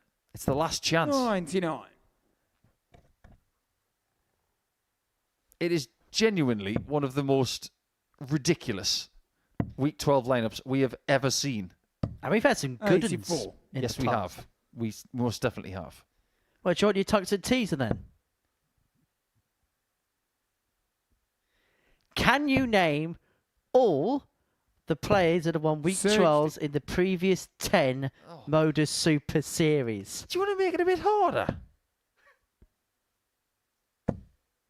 I can name I'll name 3. 180. That's if we get another leg in this contest, which is looking more likely right now. I can give you 3. So 30%. Scott Taylor. Well, yeah, because he won the... 180. Yeah, you know, require 86. Maxi for Atkins has changed the complexion of this leg and potentially this match. Has it forced the issue of Vandervelde? Game shot. Pins the 8-6, and I tell you what, that took a lot of Vandervelde. composure there from the young man because Atkins was right on his Sinclair against tail. Jamie to throw first. Composure he's got in truckloads. Game on. But he needs 2 more legs to get out of here with a win. Jerome Meek is a Week good 12 shout. winner. Series 4, wasn't he? 180. Oh, hang on a second. Jamie Atkins has suddenly put on the turbo boost. Back-to-back 180s. Jimmy Van Schie. There's another one. 140.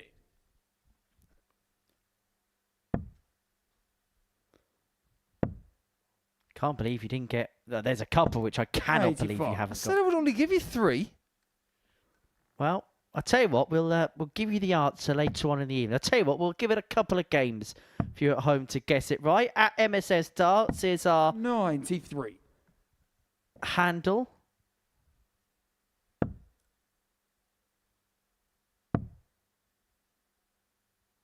$134. We'll do it during the Jensen Walker and Vandervelde game, I think, the answer to that teaser. Anyway, Atkins 102 to win this match. To get his second win 98. and to put Jamie him require 102. to the top of the pile. Vandervelde's not out of this yet. I've seen some big finishes 78. both Jamie today require 170. and this week.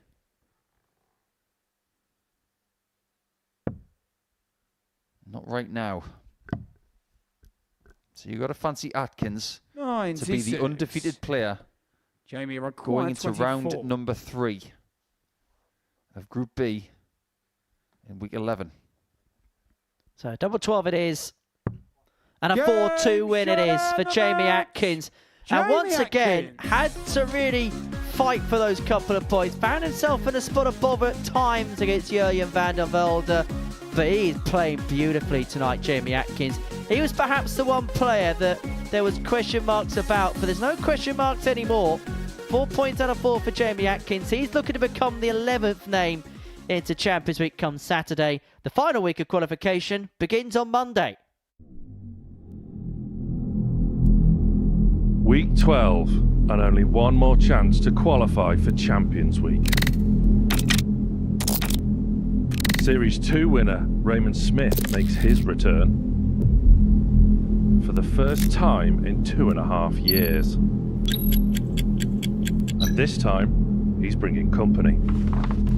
Kai Smith will be making his Super Series debut as they become the first father-son duo to play in the same week. But there's stiff competition. Also making his debut, Cameron Carolison, one of the finest players from South Africa. WADC and Women's Week champion Gemma Hayter wants to get her hands on the trophy. As does Danny Van Tripe, the International Pairs Week champion. David Davies returns to the Live Lounge as he looks for a 3rd consecutive Champions Week appearance. But one man stands in their way. The Dutch destroyer Vincent van der Voort makes his long-awaited Super Series debut, and he means business.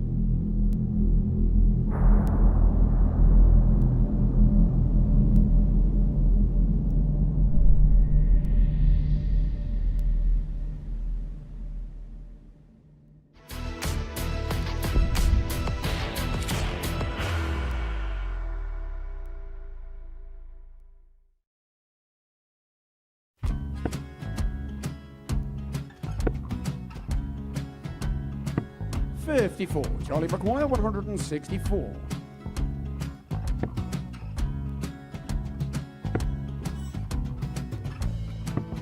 $44.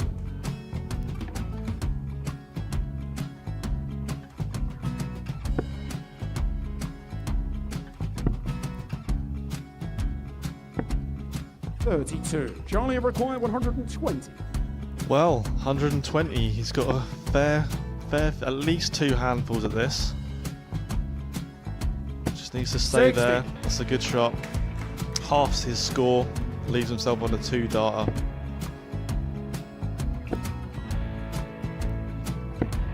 $26. Charlie Time on his require side $60.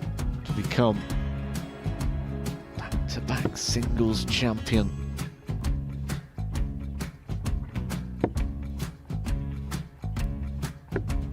$40. Definitely a couple of nerves in those last 2 darts, but he'll be coming back. It's a moment he's been in before this situation. Standing at the back of the stage, Charlie approaching the required Oki with a 20. chance to win the title.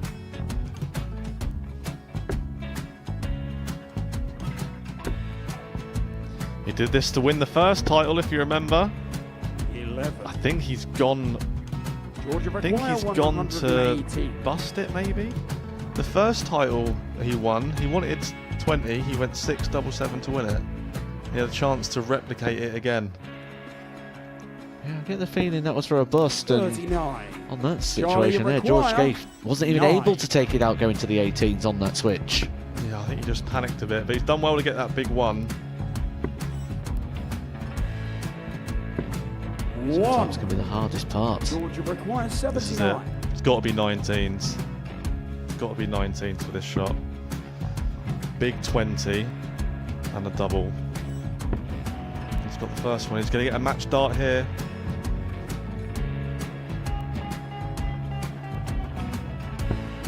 $59. Charlie Threw the entire require body into that 8. one. Just didn't want to let go of the dart.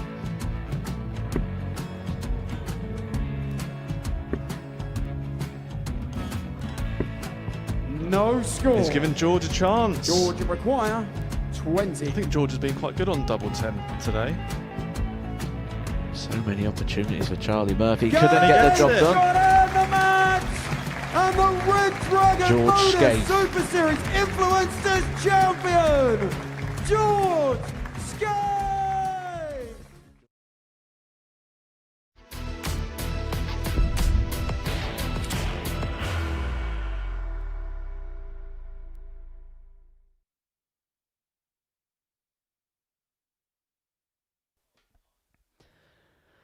Next week at the Super Series looks like this. We're going to see the lineal champion Raymond Smith return. We haven't seen him since winning the title in Series 2 back in January 2023. But he's going to be aided and abetted by some real quality. Cameron Carroll, you probably say the best player in Africa right now. David Davis looking for third consecutive Champions Week. Danny Van Tripe, who, fresh off the back of his pairs win, is looking to do it on his own this time.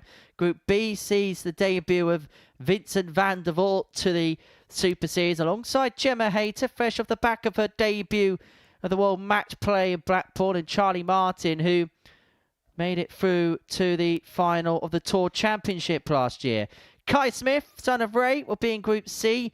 Dean Finn, very talented Irish player, will also be in the mix. Scott Bannerman there as well. The action gets underway on Monday morning from 9:30, and of course, as ever, it's live and exclusive on Pluto TV. But back to matters tonight. 5 games down. This is what we've seen so far. Jim McEwan won his first game superbly against Jensen Walker. The defending champion would bounce back with a 4-1 win over Chris Quantock. But it's so far so good for Jamie Atkins. A 4-3 win over Jim McEwan and a 4-2 win over Jurjen Vandervelde sees him have the lead at the halfway stage of the night. 4 points to his name. The only player now preserving a perfect record. A winner piece of McEwan, Vandervelde and Walker. Chris Quantock, the only player yet to get off the mark. But he could change that here as he takes on Jim McEwan. It's the second match of the... sixth match, of the evening session. The first match of the second half of the night. It's been a long day. Been here 12 hours already. For Quantock, looking to get on the ball. For McEwan, looking to carry on how he loved off in the first game. Was actually 3-1 up, wasn't he, in that match against Jamie Atkins last time out. Would lose that in a decider. And so for Chucky, it's a case of getting back on the horse once again. I think there'd be enough for Chris in the first game to suggest things were okay, but it just looked like in that game against Jensen, who raced out the traps, didn't he? That he just kind of got First leg, scored it's into Jim to submission a throw little bit in that first. game. Game on. Whatever he did in that game, it seemed like Walker had the answer. Now Chris has got to ask the questions. He's got to put Jim under pressure and see if he's got the answers. 21. But one thing we have seen is a little bit of straying from left to right on the line for McEwan 83. over the course of his evening. That is something that's going to have to be addressed. That is a much better first start. When he's found that first start tonight, invariably that has happened. 180. And that is 180, number 6 of the evening already for Chucky. 140. Now, these two do have history from Series 5. Both weekly winners. McEwan week 10 and Quantock week 8. Quantock beat Bradley Roos in his final by 4 legs to 2. 60. And McEwan also won 4-2 against someone who would then go on to win weekly titles and a PDC Tour card in Jim Long. 100.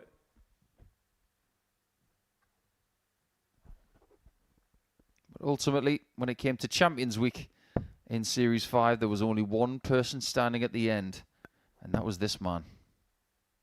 Interestingly, these two met in the last series. They were both in 100. the same group. Both in the same group B. One apiece in terms of the personal head-to-head. Quantock won the first game 4-2. McEwan won the 138. second game 4-2. Back in March. Is McEwan on the march here? Double 10.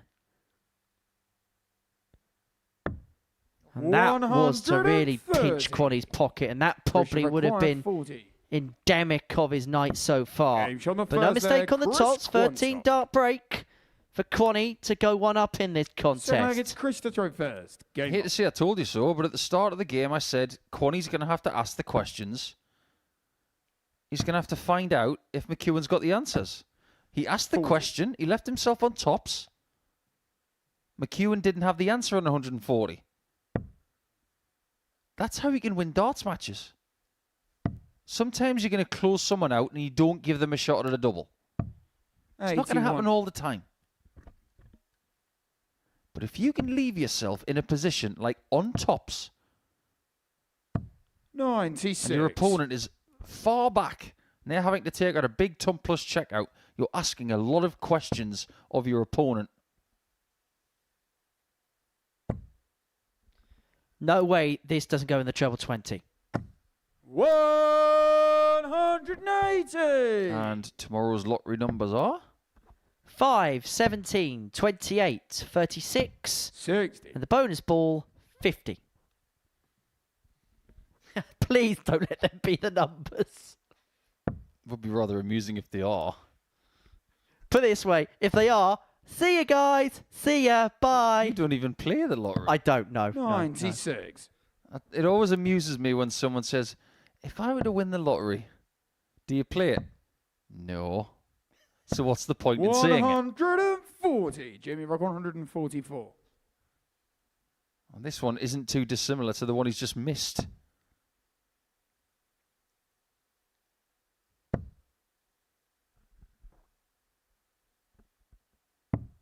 $96. That's very useful.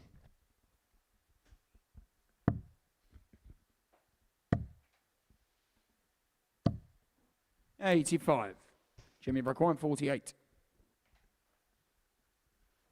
48 for McEwan to get back level at 1 apiece. 8 for tops. He's been good on this target tonight.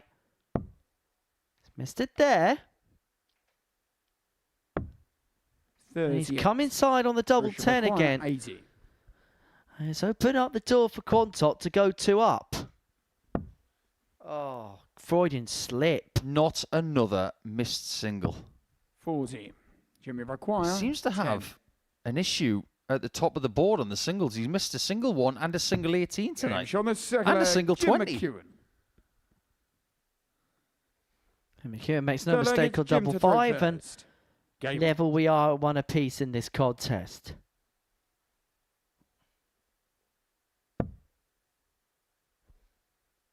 His treble hitting has been nothing short of scary. 140. You can imagine Jim walking around a town with his dart shirt on. 125. And if someone didn't know who he is, they'd think, why is he wearing a shirt with a very scary doll on it?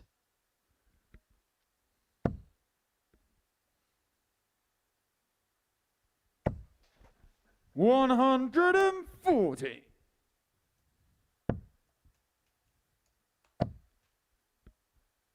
Well, 85. gives him Mabel, which isn't the biggest of towns. It's a town and former barony and police borough in South Ayrshire in Scotland. Estimated population of 4,500 at the 60. last census. Situated 9 miles south of Ayr and 50 miles southwest of Glasgow. Town is bypassed by the 100. A77. Jimmy Some lovely golf courses around there. I don't think it's too far from Troon. And places like Dundonald, which recently hosted the Women's Scottish Open. 125.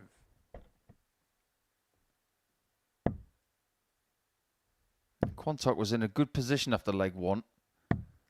131. If he's not careful, he's going to Jimmy find McGuire, himself 36. behind again.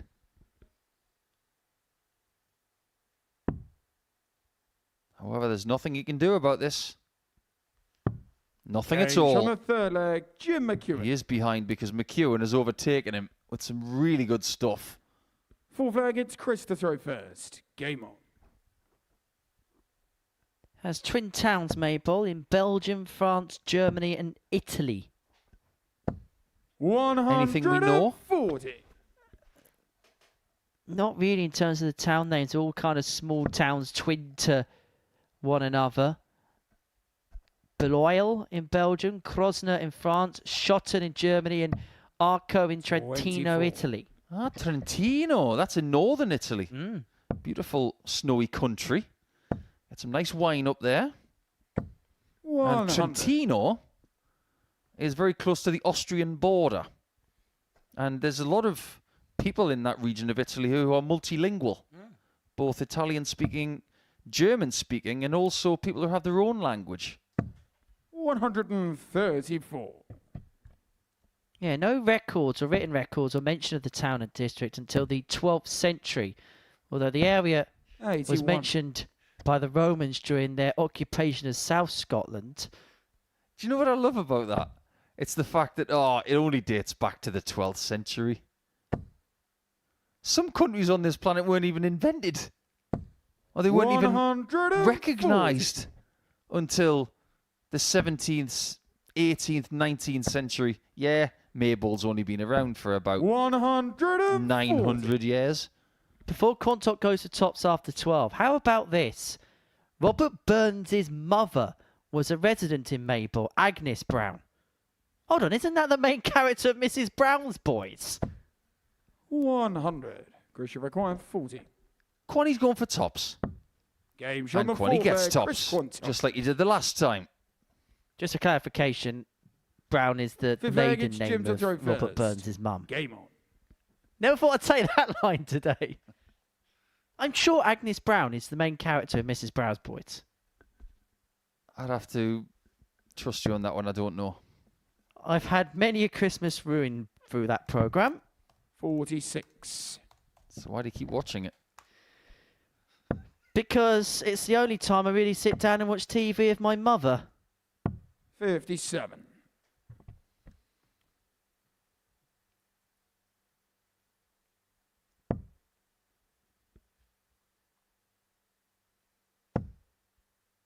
Things you learn when you watch the Super Series on Pluto TV, eh? 59. Things about the area of Italy called Trentino. And a little bit of Scottish history. 145. I can confirm that Agnes Brown was also the lead character in Mrs. Brown's Boys.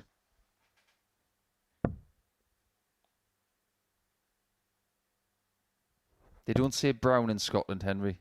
They say brune. 59.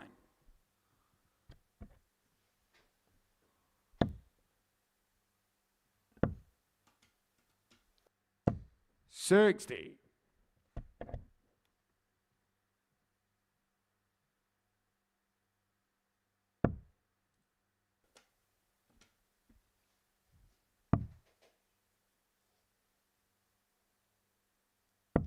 $93. You know what Jim was saying earlier about rectifying what happened at Lakeside? If you look back at 2022, when he lost to Neil Duff, he was using moulded flights at the time, I believe. Soon after that, he changed back to foldables. And he has not changed since. 100. And I like the fact that he's walking away with a ton there and disappointment. It shows the levels that he feels he can attain right now. Jim, you require 144. 144 for McEwan then to go 3-2 up, and he's got 6 starts from this point to do exactly that.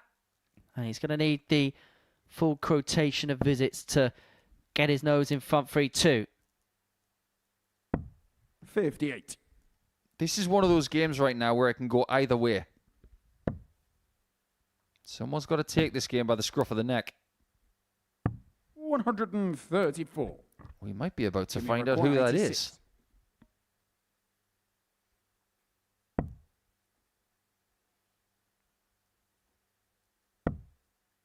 Bullseye for McEwan.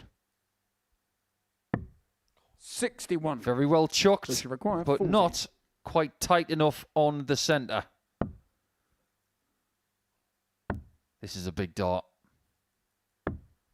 30. The fact that he had tops with 3 darts in hand 25. and has not walked away with the 3-2 lead after 5, he will be devastated.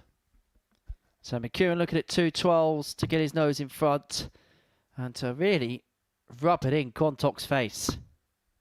19. Christian McGuire. Well, all of a sudden, what has been a very high quality contest has just got a little bit scrappy. But the scrappiest leg is probably going to be the most important leg. And it's a leg that is won by Chris Quantock. He gets a crucial break, 3-2 to the good, and has the darts now to get his first win on the board. And if you consider how well Jim has played in spots tonight, if he walks away with 1 win from his first 3 games, how's he going to feel? Not very good at all. 121. If Quanny walks away with 1 win from 3, considering how he's played in spots, I don't think he'd be disappointed. 123. Well, McEwan's going to have to do against Chris Quantock what had against him by Jamie Atkins, where McEwan, in fact, was in a better position. He was 3-1 up against Atkins before losing 4-3, but finds himself with a position here where he's going to have to come back from behind to pick the points up. Otherwise, Chucky's going to be a bit grumpy.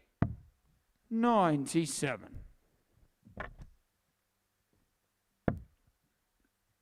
And Quantock here in a position where he's just kind of going about his business proficiently enough. It's all he's really been in need of doing so far on this leg. Did you notice there that when he was taking the darts out the board, it was a bit of an effort to get them out?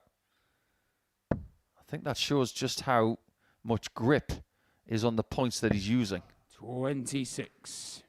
Because when you first try to grab them out, all in one thrust, all 3 darts together, if you do that with grip on the points, it's actually very hard to do it. Well, Quantock leads himself on 1-2-3 to get the job done 4-2. It mean that everybody in this group would have a win to their names so far tonight. 97. Christian for 123. Gets him to a finish, but you'd much rather be where Quantock is right now with 66 left.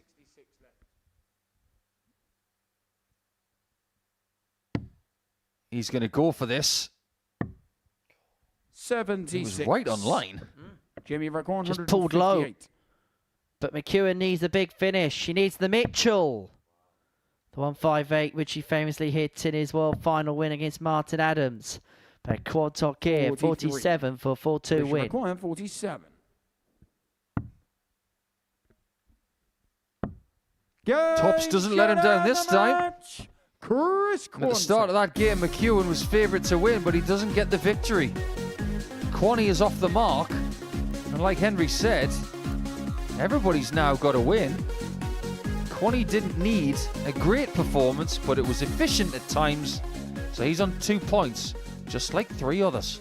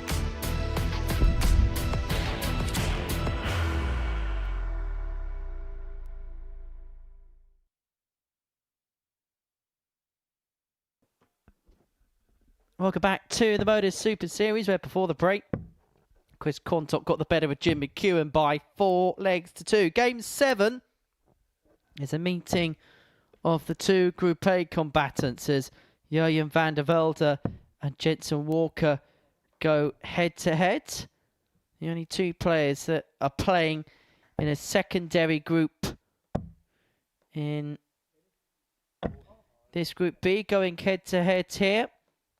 And in terms of the head-to-head between the 2 of them so far this week, it is 2-1 in the favour of Jensen Walker, winning their first 2 meetings 4-3 and 4-2 respectively before Jurjen Vandervelde got his first win against the reigning champion by 4-1 on Wednesday.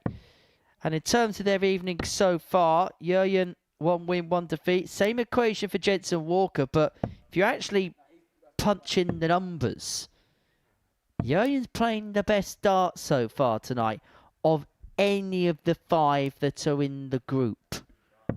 Yeah, we're talking about an average around about the 97.5 mark tonight. First leg, it's Jensen. He's been involved in the best game of the night. Game on. When he took on Jamie Atkins and lost 4-2. But he lost with an average of 98.79. 60. Replicate that kind of standard and this game could be very good indeed. But if you look at Walker's numbers, 84 and 86 his averages. 59. Vandervelde replicates what he did in the last game. Maybe that would be good enough to get a victory by a distance. 125. It's fair to say it's been very much a case of fits and starts tonight for Jensen Walker, because there's been moments where it's looked really good, and then there's been off moments as well over the course of the night.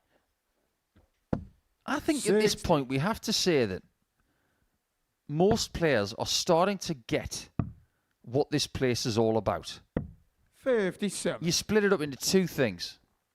One is the journey to get to Saturday, and then it's actually executing a Saturday plan. 58.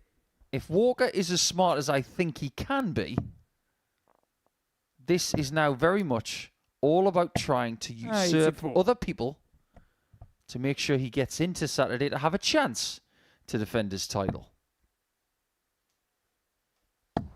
I'm with McEwan on this. I don't think former champions have a 41. target on their back, because I think these other players are too busy trying to get to a Saturday themselves by beating multiple players. 100. If you're targeting one person, you've got the wrong mindset. Only one player has made it through to the Champions Week after they've won their title, and that was Luke Littler, who's gone to retain his title in Series 4. So that's how difficult it is to try and win this trophy back-to-back, and also shows how difficult it is to win weeks in back-to-back 25. series. Yeah, you number 143. Yeah, it was so difficult for Raymond Smith, he didn't come back for 2.5 years. Same could be said for Darius Lebanowski's not seen him since he's won his series title back in December. That's very true. 93. Jensen, you require 50. Double 16. Game show on the first. Well, that's a leg, nice reprieve Jensen there for Walker, because that could have been a lot worse. Vandervelde had 18 darts first. Game and on. didn't take him out.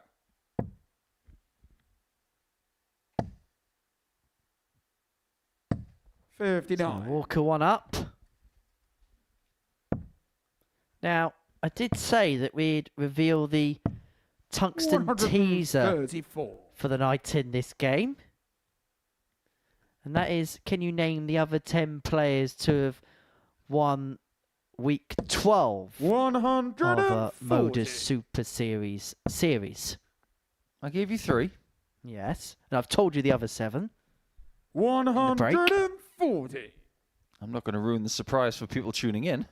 Right, shall we do it? Right, the 10 players that have won 98. week 12s. Series 1, Chris Mason, John Henderson, Darryl Pilgrim, 99. Jerome Mirk, Steve West, Scott Taylor, Cam Crabtree, Derek Coulson, and Jimmy Van Schie in Series 9. And in Series 10, some fella called 100. Cole, Jensen, you require Jared 128. Cole. Whatever happened to him?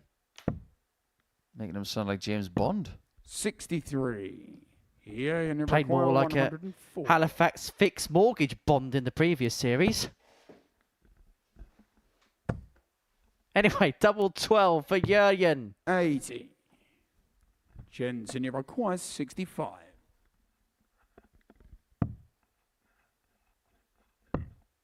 Interesting. Tops. Takes a pause for a 2-0 lead. Very Games on the good second indeed. leg. Jensen I like Walker. that a lot. He wasn't ready to go. He wanted that little timeout before tops. And it worked a treat. You were trying to make Jared Cole sound like James Bond. 140. I recently bought a James Bond doorbell. Dong. Ding dong. Oh, God. 57.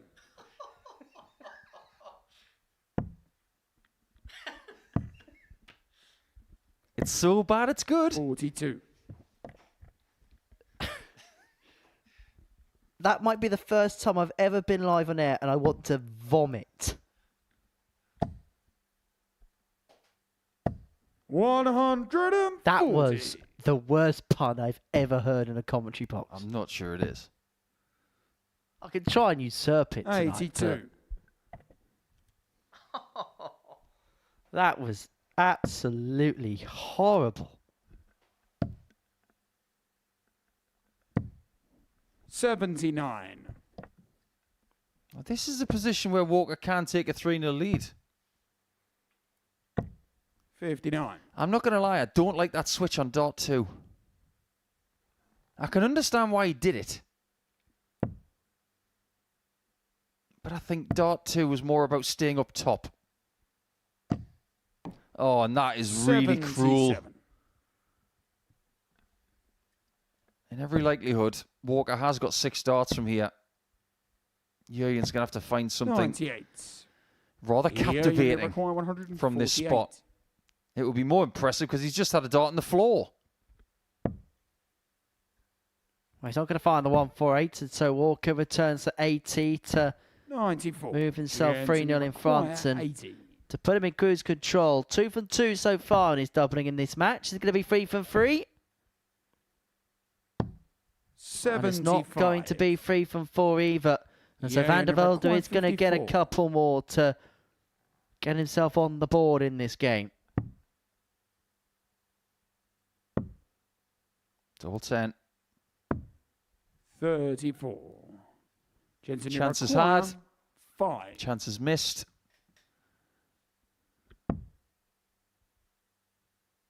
And now Vandervelde will be looking straight down the barrel of 3-0 down. The last time Walker did this, he hit it straight away.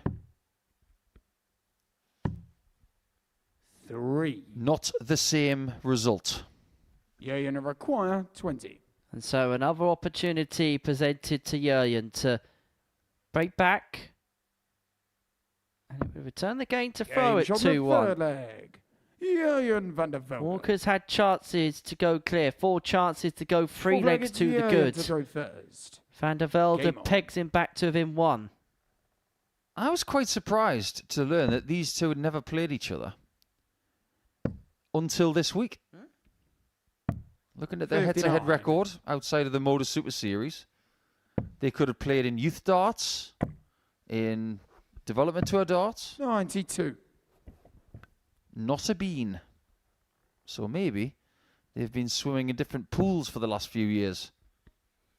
Well, these are actually the 2 World Youth runners-up from 2024. 58.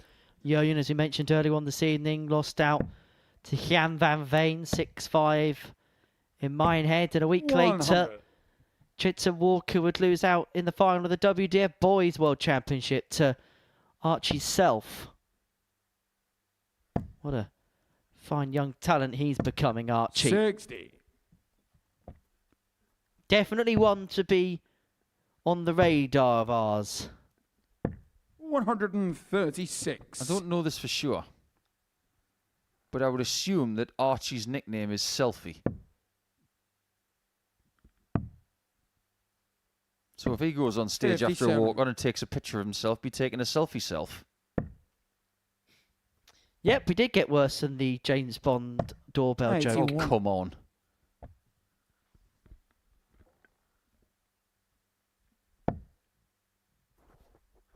Walker looking to go too clear again, and if he does, then 40.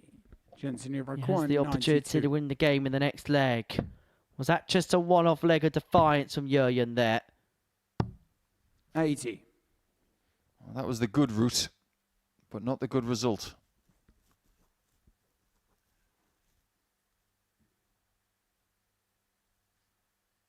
It is a little bit warm down there. Or should we say it's a little humid? It has been fairly close here in 91. Portsmouth today with some Continue McGuire. rain 12. showers and some thundery weather in the periphery.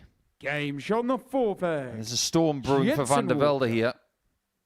Obviously, getting a little bit more uncomfortable on the stage here this evening. Fifth egg, it's Jensen to throw first. I just wonder Game on. if Walker is more comfortable because he's been here before at this kind of time. 96. Jurgen's on debut and playing this late in these kind of conditions, it will be new to him, even though he has got experience in other places. You think about those double days they've got in development tour darts. When do they end? 140. Usually around 7 o'clock, maybe 7:30. 57. They are tiring days, but playing this late is not easy. The closest there probably is a comparison. I don't know what Jurgen plays at home, but if you play a lot in like the darts clubs in the Netherlands, they do go on to a late tower out in that 96. part of the world, but not to that kind of extremity or the extremities that we have here. 130. This is a discipline that stands alone. Especially when you're playing two different groups. Both of them are in the same situation. They've had early darts this week. Now they go to the other side of the coin. 95. It takes some getting used to. Well, that's why players like Jimmy Van Schie were playing a tournament on a Wednesday night just to get 140. themselves used to playing later Yeah, in the day number and just 107. using it as a way of really acclimatising the body clock. Well, this big fish has to go. It's not going to, and so Walker back for 74 to get his second 89. consecutive Jensen victory. number 74. And to put him on to 4 points. He's going to get 2 darts in his hand at double 16, of Game which shot he of only the needs the one. match, Jensen Walker. And for the defending champion, Jensen Walker, a 4-1 win means he's very much in situ now. He may have lost his first match of the night to Jim McEwan, but back-to-back wins sees the Interceptor back on track. Coming up after the break, Chris Quantock takes on Jamie Atkins.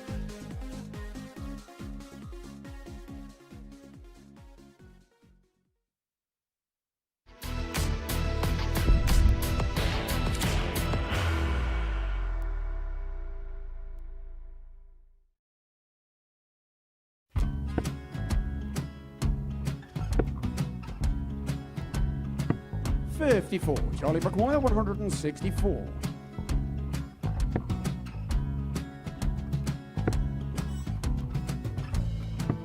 $44.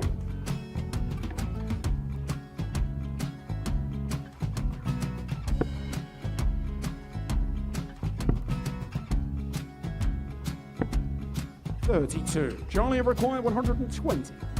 Well, 120. He's got a fair, at least 2 handfuls at this. Just needs to stay 60. there. That's a good shot. Halves his score. Leaves himself on a 2-darter.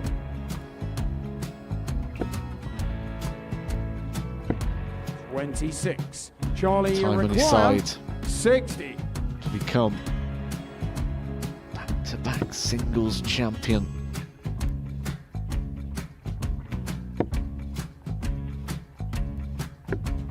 $40. Definitely a couple of nerves in those last 2 darts. But he'll be coming back. It's a moment he's been in before this situation. Standing at the back of the 81. stage, Charlie approaching the McGuire, hockey with a 20. chance to win the title.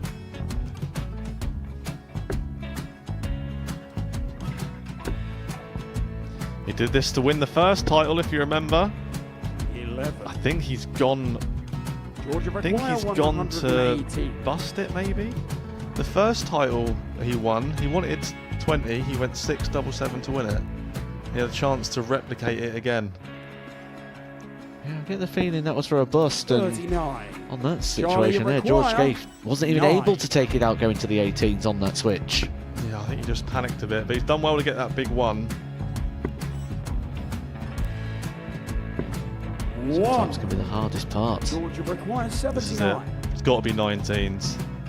It's got to be 19s for this shot. big 20 and a double. He's got the first one. He's going to get a match dart here.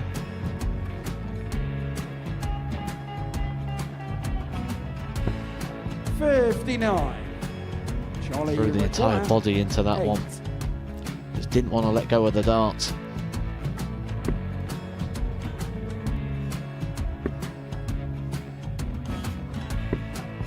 No score. He's given George a chance. George McGuire, 20. I think George has been quite good on double 10 today. So many opportunities for Charlie Murphy. Go! Couldn't get the job Yes! done. Got in the match! And the Red Dragon George Modus Scaife. Super Series Influencers Champion, George Scaife!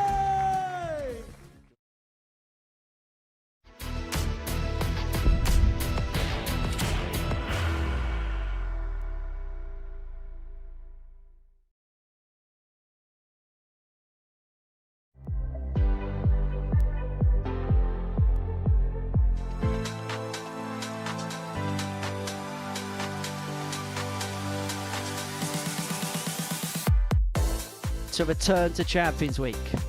Go! And at long last, John O'Shea. He thinks it's over. I think a lot of people do. And it is, with his management of the board, and it really has been spot on. Just like the last 5 darts. Game's up. And the What a display from that man right there. But it's starting to look like a winner. Twice. 3 times to 9 darter for Conor Heenahan.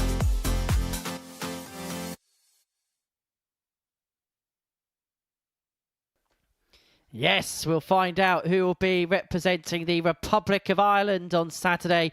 Just 2 more teams to announce now, and we'll find out the last nation next week. So far, Canada, Netherlands, South Africa, Sweden, Wales, Germany, Denmark, USA, England, Switzerland already announced, and it is the pairing of Jimmy Van Schie and Danny Van Tripe who are looking to defend that title. It gets underway Monday the 25th of August. The date to rubber stamp in your diary is Saturday, August the 30th. And who knows, Adrian Lewis could win his first big title in a few years here at the Live Lounge in Portsmouth. Right, back to matters tonight, because we've got an exciting Group B in our midst. And this is how the table looks. Jenson Walker, the defending champion, top of it. 4 points to his name. Atkins also on 4, McEwan, Vandervelde and Quantock all with 1 win apiece. Jamie can actually move on to 6 with a victory here against Chris Quantock, who's going to finalise his programme of matches for the evening. And if Connie can finish this on 4 points, when you consider the way it all began for him this evening, he's going to absolutely run with it, you feel. But he's taken on Jamie Atkins, who so far is the only player who has still got a perfect record intact. He plays 2 of the last 3 tonight. And if he plays like he has done over his first couple, he's going to be very difficult to dislodge. Absolutely right. Average is good. Percentages on doubles. Very accomplished. But if Quanny can get the win in this one, he's only going to be 2 points behind, no matter who leads the table. But for Jamie Atkins, he wins this. He beats Jenson Walker. He's got a foot through the door, really, hasn't he, in terms of Saturday night. 8 points to his name. And look, we did have a couple of question marks over him before dart was thrown tonight. But the bookies would have been correct in their assessment of him as the 5-2 favourite. You were saying it earlier that he's been putting in decent numbers this season, 60. but every now and again he would throw a game that would be mystifyingly under par. That's not happened yet this evening. Just because he's put in 81. 2 very healthy averages and 2 wins so far, there's no guarantee he's going to do that again, but the signs have been good leading up to this one. He's been looking good, feeling good, and playing good. And if you do all three, they'll pay you good here at the Super 90. Series. It's one of those industries, isn't it? A lot of these dart players that you have from Monday to Saturday 100. in a Super Series week, the vast majority of them are not full-time dart players. They have other things that they have to do to make a living. 180. So by virtue of that, if you can pick up £5,000 100. plus in a week, Jamie McQuire 150. that's a lot of money. And look at what it did for players like Adam Ward, who won the 5 grand Christian this McQuire week. 141. And he put that 5 grand towards a Q-School campaign. And we haven't seen him since because he won his tour card and he stayed on tour for the last 3 seasons. Jamie Atkins looking at 92 for the break. Unfortunately for Adam, he hasn't qualified for a European Tour event this year. Not yet, anyway.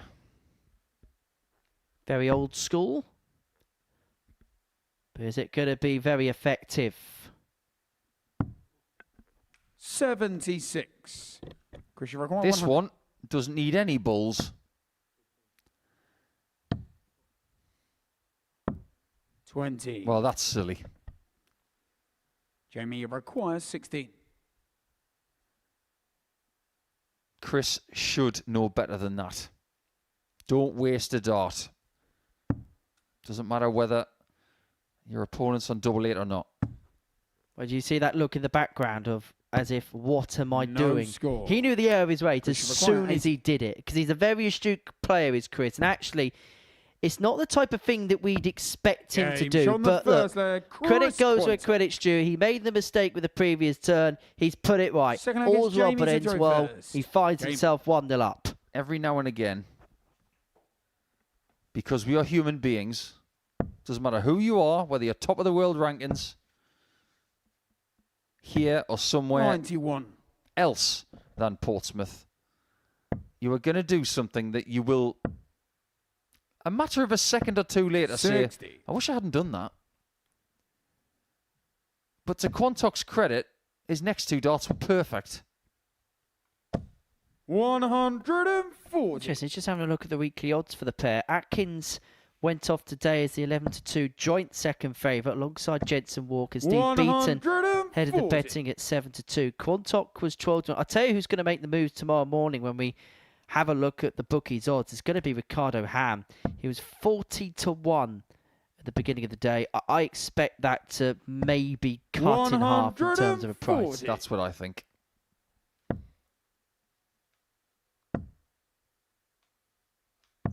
$57. Jamie Evac 130.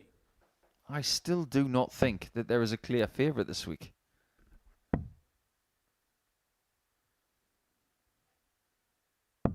Good luck 98. deciphering one for next week. Well, that is a minefield. Yeah, I couldn't agree more. 60. You've got a lot of active Jamie players, but on Require, very 32. different tours from all over the world. And all doing different bits at different times. It's just so hard to predict. 8. Game on the Squares second this game up at 1-1-14 data for JA.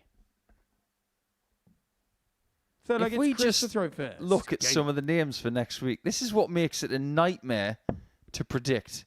Raymond Smith and Kai Smith, they play on 100. multiple Australian tours. ADA and DA, and maybe a bit of DPA as well. Don't get me involved in Australian darts politics right now. 121. Cameron Carolison, ADG, African Darts Group, Gemma Hayter, Women's Series, 140.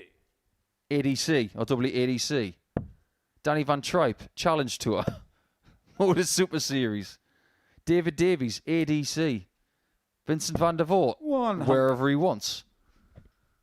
Dean Finn does a lot of the Irish stuff. And then you got Paul Ryan and plays 100. Nordic and Baltic. What was it? More tours than the Rolling Stones. What was it Matthew Baker said? It's a place where worlds collide. 140. Chris, you're 161. Because he wasn't wrong. Well, Quantock's not going to find the 161. Atkins back for 140 for the 41. breaker throw and a Jamie 2-1 lead in this 140. contest. This finish has been skated a lot of times without being taken out so far tonight. 100. That is such a lovely Pressure single. record That's the second 120. time he's done that in this game. Quantock unable to 60. Jamie apply the McGuire, finishing 40. touches to the 120. So Atkins back for double top. Now 2 10s. Oh, come back now. Little raise of the eyebrow in the background there for Quantock. 20. Did that Pressure just knock required, him off his 60. stride a bit? It definitely knocked him off his rhythm. Game's on the third leg. That'll knock him off his Cross perch Quantock. because Quanny's taking the lead. 2-1 to the good. Fourth leg, it's Jamie And to all throw of a sudden, first. this is how Game Group on. B can so quickly change in this format. Quantock at the halfway point of the night looked in the doldrums. But if he wins this one, he'll be on 4 points and he'll be very much in play, irrespective of what 96. happens in the final 2 games between Vandervelde and McEwan and Atkins and Walker. Is he beginning to find Saint here? 180. Seems to be the case. Average has now climbed to 86.5. 140. Atkins, of course, is a good 10 points ahead of him because that's where he's been all night long. 81. By the way, on the International Pairs Week, I know we haven't got the full field yet, but I am liking the look of North America. 58. Canada, interesting, with Jeff Smith and Dawson Marshall. But I like that USA team of Alex Spellman and Jason Brandon. 140. Jason can play. Just tell Neil Duff that. Actually, maybe not tell Neil Duff that. I think it's still very raw in the mind. 133. Played all right at Madison Square Garden as well. Oh, boy, did he. Semi-finalist at the Lakeside last year. Went tops. 60. This time you Jamie can understand the play, 74. but Atkins back for 74.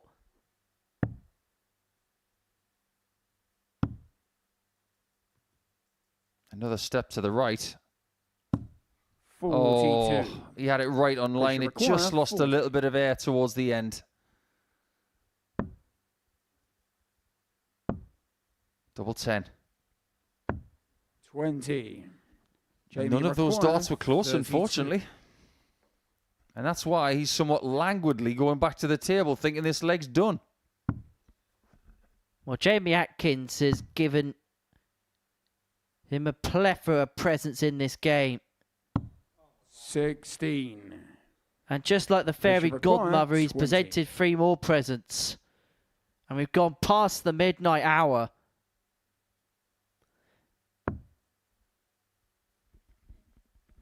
Is Quantock coming to the ball? Is Atkins going to look like a pumpkin? 10. Or is that a slipper McGuire, for Quantock, which is 16. one too much? Well, the one thing he doesn't want to do here is block it twice on the left-hand side again. Game shot on the fourth leg. Jamie Atkins. There'll be none of that. And that is a leg Fifth leg, it's that Chris has let slip. He knows it. Game on. But both could have won that leg twice over.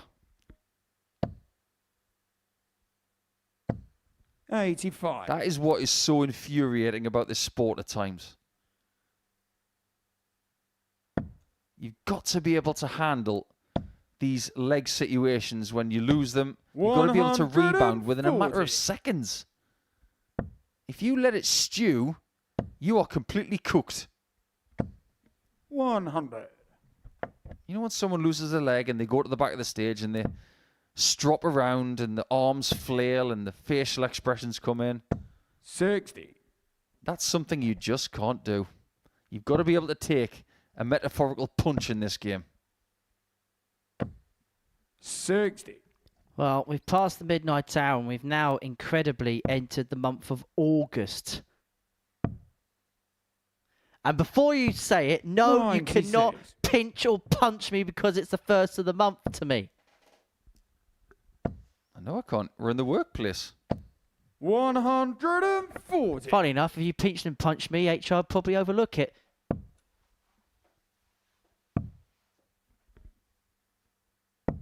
57. Chris, you require 160. Just be careful, Henry. It's the first of the month for at least 23 and a half more hours.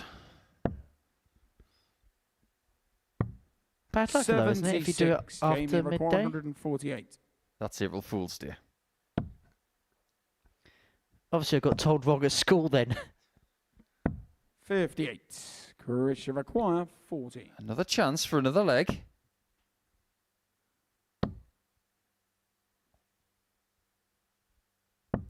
If he loses this one, this is all about tops and tens that he's missing. He's missed 9 darts at a double now. This is one of those matches that Atkins will not believe the amount of chances he's had. This chance is right in the middle.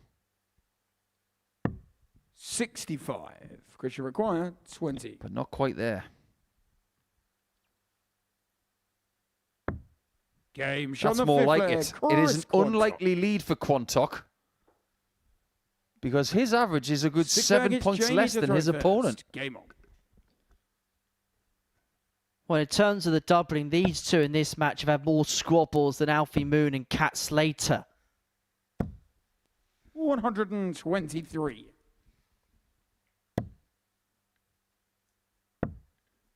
I'll take your word on that one.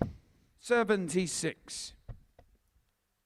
Although I did enjoy somebody on social media today saying that something was as real as Coronation Street. I think that was quite a nice line.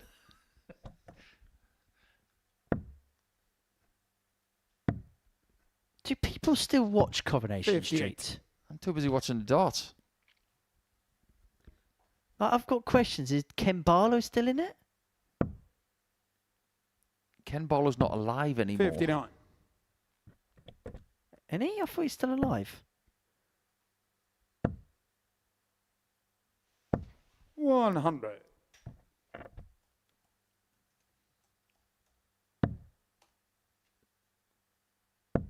Oh, he's still in it.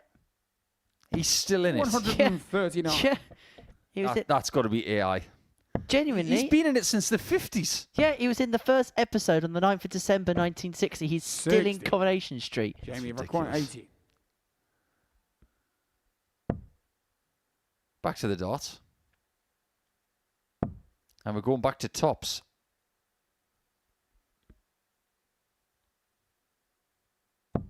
$60. Doesn't have a chance to put this away by 4 legs to 2. He might have to accept that this one has to go a last leg decider. 60. Jamie, require 20. Double 10 to take us all the way.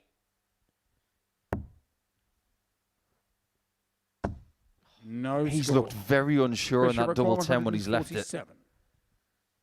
I don't think it favours the way his darts fly. That was a bonus opportunity for Quanny. He gave it a scare. 123. And now Atkins very much Jamie, needs to require take this out. Double 10. Game shot Takes us all the way. 3-3. Atkins. Yeah, just to round that conversation 7 off. from final leg. It's Christopher. The character first. Ken Barlow is played by a gentleman of the name of William Roach, who is still acting and still an actor 60. in Coronation Street at the age of 93. Obviously didn't take up golf then. 98. He must love it. We'll put it this way, it can't be a job he dislikes. 28. When he walks down the street, people will see Ken Barlow before they see Will Roach. It's as simple as that. 43. People can become their characters. How many times do you reckon Sean Williamson gets called Barry down the street? 60. Plenty. He was at the darts last year. That's all people called him. 140. Decent sing as well. Sung at the bowls, didn't he, that time? decent singer. Hey, he's better than I am. 140. This game is reaching its climax. There's only 7 points between them in the entire game. Well, this would be a wonderful moment for a max. 180. Look up the word timing in the dictionary and you will find that maximum. That is absolutely impeccable from Atkins. 140. Well, that looks like one Jamie punch too McGuire, many for 40. Quantock. You can see the full-on figure on his face, but 3 for 21 on his doubles in this game, Jamie Atkins. And double 10 has been susceptible. Very susceptible. Chasing fives. 35. Chasing inside. It was a great Requires maximum. 73.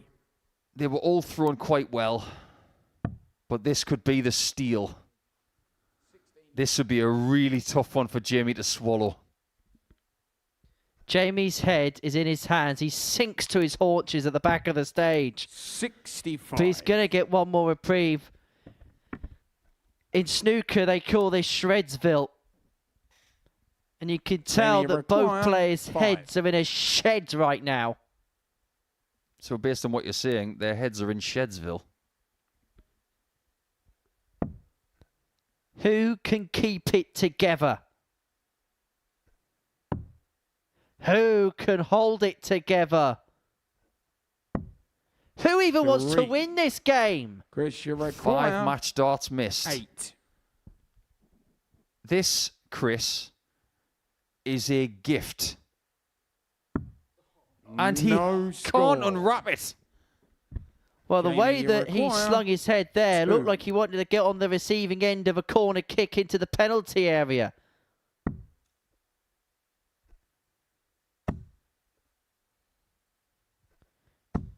No score. Another visit does not yield a match. Chris, you require These 2 8. points could be crucial.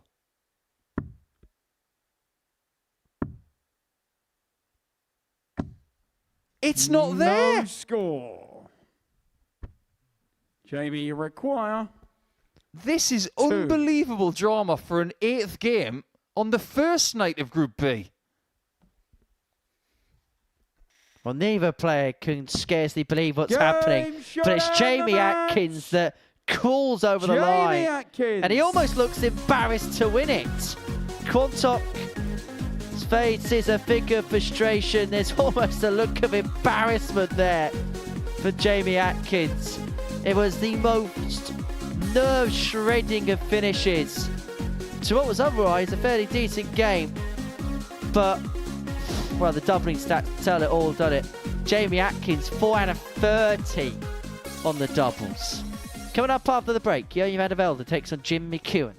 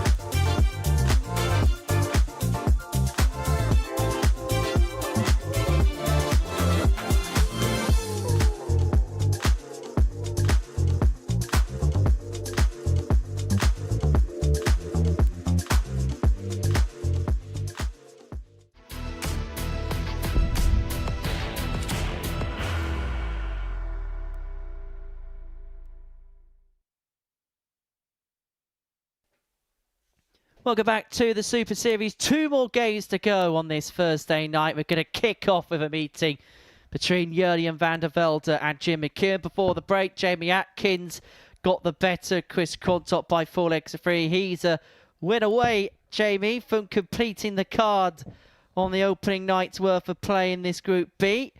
For Jurjen, a victory in this one would see him end his night on 4 points. For Jim McEwan, he's looking to do exactly the same. And after all, it was a very promising start for Chucky. It has just gone by the wayside a little bit. First leg, it's Jurjen to throw first. Game on. Who do you fancy in this one, Nico? Yeah, this is a difficult one to call considering some of the stumbles that these guys have had over the last 90 minutes or so. 134. Jurgen's just lost to Jensen Walker by 4 legs to 1. He looked very disappointed with that display. But McEwan, after a 2-game break, is coming off a loss to Chris Quantock, who I'm sure will be exiting the building right now thinking, how on earth have I just lost that game to Jamie Atkins? So the fact that Jurjen is sitting here on 2 points and Jim is the same, one of these players is going to walk away with 1 win from 4. And I'm sure they will scarcely believe that. Well, we're kind of finding it difficult to fathom that particular fact. But 45. we also said, didn't we, this evening, right at the very outset of play, that when you consider the big names and players of big CVs here in the past, there's going to be somebody that's going to leave it overly disappointed. You get the 42. sense that that player will be whoever loses this particular contest. Jim really has struggled with that tonight. There have been times, little patches where the line has been really good, but 44. if there's been one common fault, it has been that he's lost the line too many times. 138. I like that use of the 18s. That second dart was just a little wobbly. If you attack that treble 20 with the 2 in there, the way they were, you do run the risk 99. of possibly Yeah, displacing you 1 or 2 of them. So leaving 90 was exactly the right thing to do. I can do the reverse in terms of hitting the bullseye first, 70. but he's unable to find either tops or 10s. It's a bit of a textbook play, that one, isn't it? If your opponent's on a finish, you go 20-20 bull. If they're not, you go bull first and try and get it the other way around. 140. Yeah, and you require 20. So double 10, another couple of corrects at it. It's going to split. It's going to split for double 4. He's unable to get, 16. and McEwan is just slowly You require 80. tiptoeing his way towards Vandervelde in this leg. He goes directly for tops. He's only going to give himself 1. And a very blocked target. Has to shuffle to the left. 60. But the flight's in Yeah, the way. you You could see it from the require overhead 4. angle. We really are starting to see a lot of darts at double towards the end of our session. Game shot on the But first no more in leg 1. Jurjen Vandervelde. Just a small matter of 48 darts at a double in the previous game. Second leg, it's Jim to throw first. Totally regulation for a best of 7 match. How many darts on average would you expect if you're going to have 7 legs at a double? 25 140. in a 7-leg game. I'd say is about fair.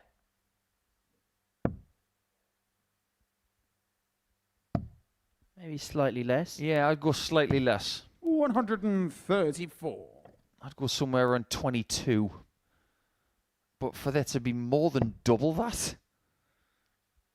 It's no wonder we got the reaction from Jamie Atkins that we did. Well, let's just say that I hope I don't see any of those players 45. anywhere near the next double start week with doubling figures like that. You know as well as I do, Henry, that starting a leg is very different to finishing one. And if you're Scott Mitchell, you actually forget that there's a double in play. 96.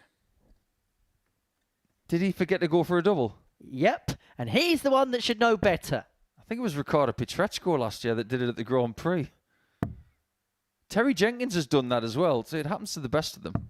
58. Sure, it happened to John Part once as well. Which is ironic because if anybody would know the rules inside out, you'd think it'd be JP. 133. Haven't yet had a whitewashed leg in a double start here at the Super Series. Not yet. It will happen. 54. Yeah, you're 138. Well, Sickle Tarts here from 138 for Yuryan to double his lead to 2-0. Going about his business beautifully so far. Yeah, it really is. This is a nice performance. If you cast an eye on the grip of Vandervelde here, he does something that not many players do. He engages his third finger. 32.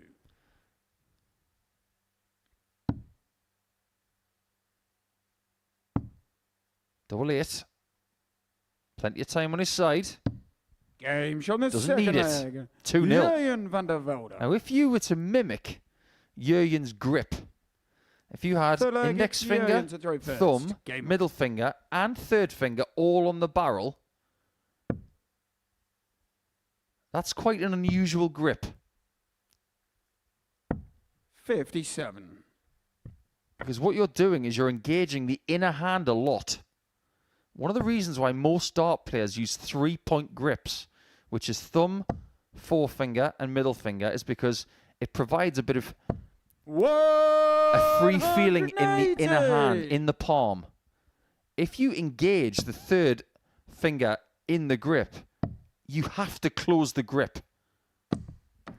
77. It does create more pressure on the palm than, say, a grip that Jim has got. It's just the way the body works.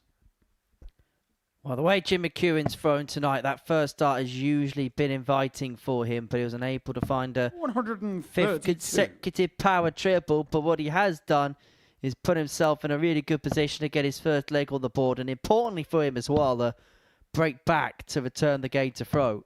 96. Have you ever seen Jurjen's sister play, Rose Vandervelde? Can't say I have yet, no. She's got the same sort of focus on the board. She stares a hole through the board. Must be a family trait. 140. But she has got one of the most pronounced small fingers, a la Eric Bristow, that you've ever seen. It's unmistakable. 101. Jimmy McEwan, 49. There's Women's Series action coming to Milton Keynes at the end of this month now that it's August. Tops for McEwan.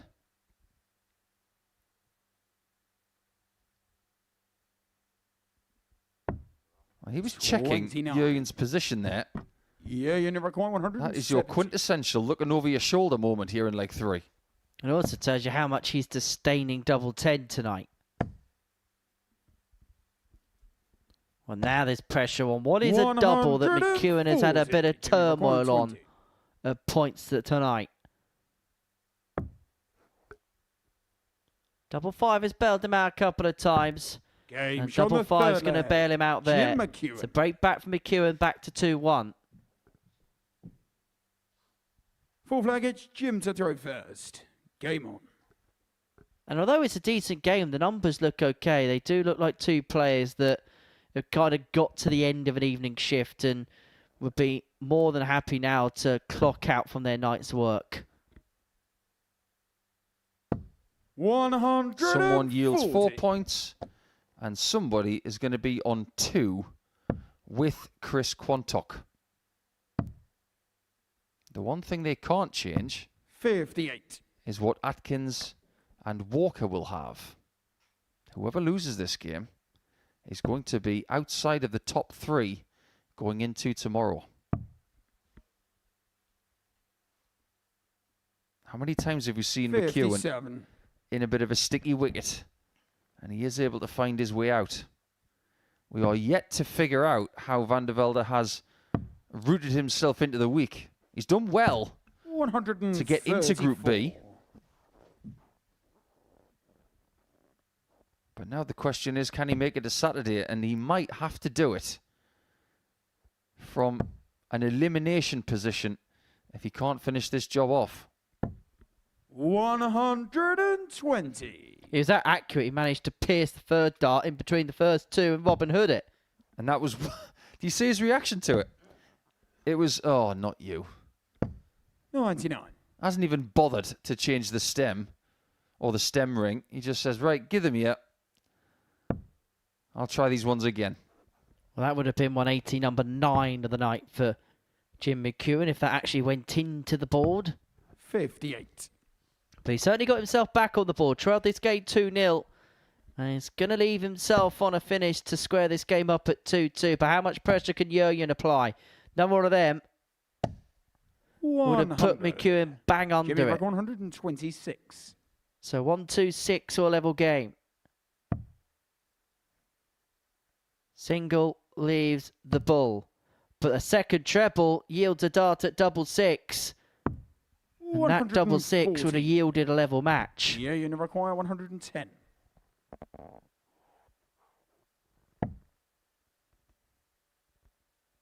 This is a big chance. 94. Very, very close. Require 12.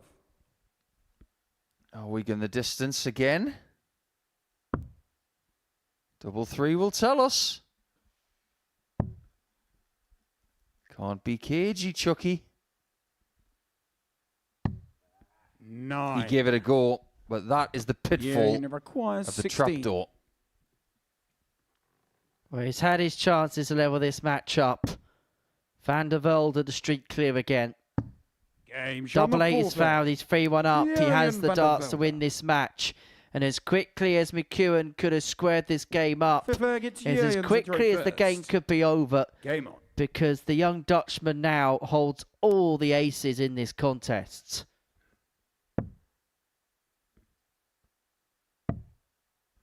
Just looks unflappable, doesn't he, Jurgen? 96. He's still young. He'll still play with a degree of fearlessness.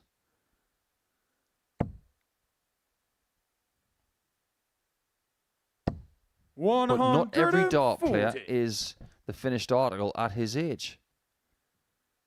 Someone like him, it might take 10, 15 years. Look at how long it's taken Jermaine Watermina to win a PDC title. It happened yesterday. Or should I say, a couple of days ago, now that it's the 1st of August. It has taken him more than a decade 84. to figure out how to get there. Some people never get there. Ask Cristo Reyes, one of the most 57. vastly talented players at the back end of the last decade. And we thought it's just a matter of time before he wins something. And he didn't. Ah, CR7. That famous that Dan Dawson created his own poster bed for him. 121. Never question a man who's got a John Henderson yoga mat. And an Iron Ring Award. 72. He's not wrong. Jimmy Rock 156. Somebody please take that very annoying loose thread off that 60. It's been driving me nuts for at least 2 legs. Well, there's a 46. job for Mr. Binks to do between games. Not sure this leg's going to be the last leg of this contest.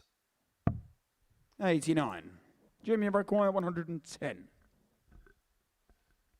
McEwan looking to break back again. 110.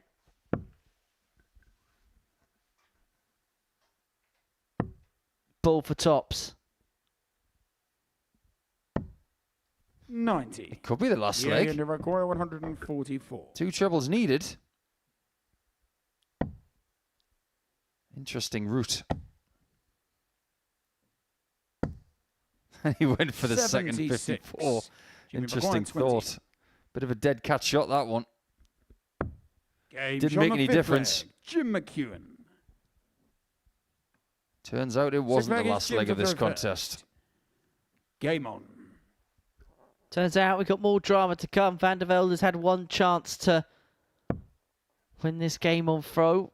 We hope he doesn't need another. McEwan, though, throwing to enforce that 7th and final leg. Well, when you consider 96. how well McEwan played in his first game against Jensen Walker, when he's put in that 96 plus average with 3 77. maximums and a 1-2-7 finish to end the game, if you just said to him at that point, you're going to walk away with only 2 points tonight, he'd have looked at you in disgust. 59. But it is a real possibility.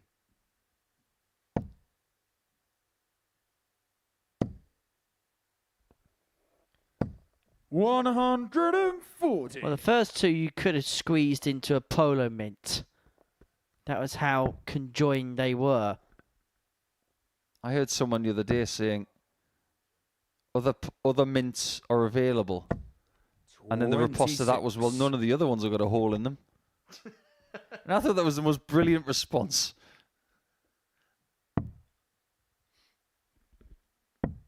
$57.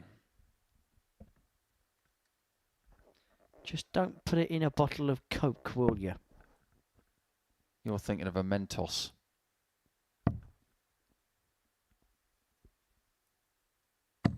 $134. He did that as a science experiment at school. Genuinely. It's a bit on the nose, isn't it? Yeah, we had no standards at our school. Anyway. Match-winning chance for Jurgen. Walk away with 4 points for the night and run. And you will feel like you've been battle-hardened. But it might be the only chance you get to win. 87. So 87 to win it. Double 18 to win it. And a win it is for Jurgen Vandervelde. A 4-2 victory against Jim McEwan means that the talented young Dutchman ends his night with 4 points to his name. For Jim McEwan, it was a good start, but he couldn't find another win following that first one against Jensen Walker, who's going to end the night's action against Jamie Atkins.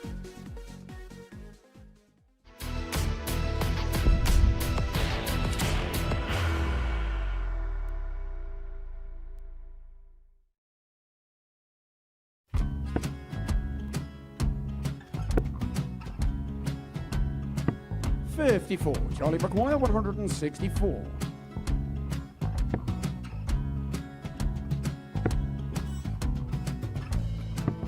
$44.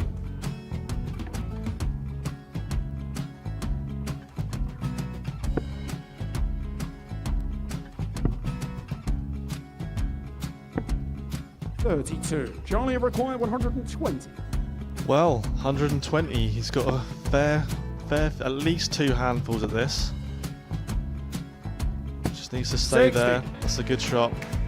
Halves his score, leaves himself on a 2-darter.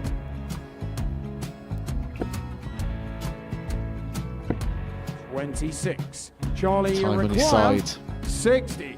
to become back-to-back singles champion.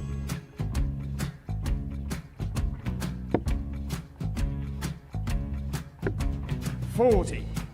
Definitely a couple of nerves in those last 2 darts, but he'll be coming back. It's a moment he's been in before this situation. Standing at the back of the 81. stage, Charlie approaching the McGuire, hockey with a 20. chance to win the title.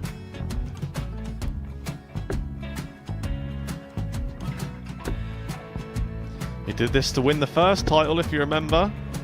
11. I think he's gone. Georgia I think he's McGuire, gone to 118. bust it, maybe. The first title he won, he wanted 20. He went 6-7-7 to win it. He had a chance to replicate it again. Yeah, I get the feeling that was for a bust, and 39. on that situation there, George McGuire, Scaife wasn't even 9. able to take it out going to the 18s on that switch. Yeah, I think he just panicked a bit, but he's done well to get that big one. Sometimes can be the hardest part. Georgia requires This is it. 79. It's got to be 19s. It's got to be 19s for this shot. Big 20 and a double. He's got the first one. He's going to get a match dart here.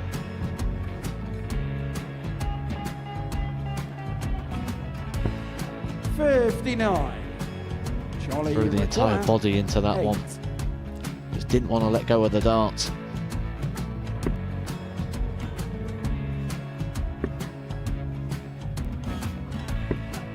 No score. He's giving George a chance. Georgia require 20. I think George has been quite good on double 10 today. So many opportunities for Charlie Murphy. Go! Couldn't get the job Yes! done. Got in the match! And the Red Dragon George Modus Scaife. Super Series Influencers Champion, George Scaife!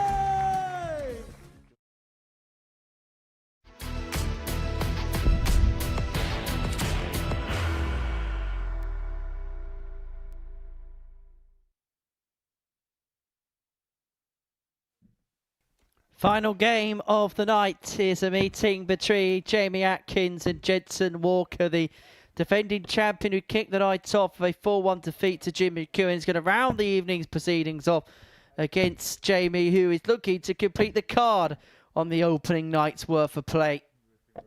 Jensen, with a win in this one, would be able to pick up 6 points from his evening, would be able to recover what has been a slow start for the 18-year-old.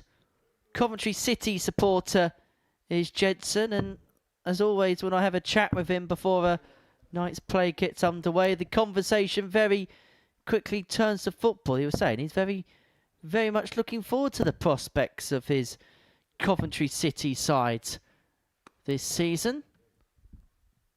How well do you think they're going to do? I think they could genuinely finish in the top 6 this year. I think they could. It's a very open league this year, the Championship. I think they're going to be there or thereabouts. I think Frank Lampard, with a full season, full pre-season under his belt, could do some excellent stuff.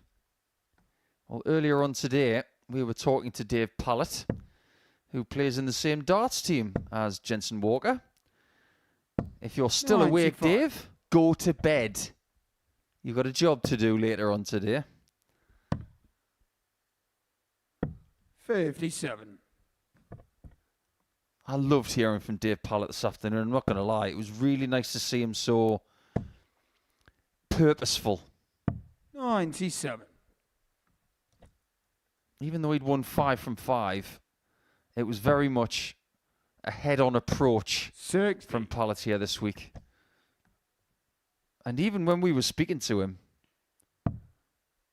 he was of the attitude that he was nowhere near through to Saturday, and I love that about him. 99. And the same could be said about anybody in this group, aside from Jamie Atkins if he wins this match. 140. Because you and I both know, Henry, that if you get 8 points on night 1, you're very, very close.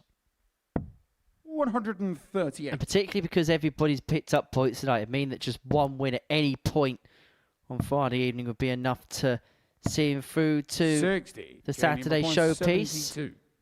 We saw a couple of weeks ago that actually 8 points could just be enough to be a safety net. We saw it from Steve West, didn't we? When he played early on in the series, Atkins, if he can find this double 12, would find himself 3 legs away from that. Doesn't want to come inside here. 60.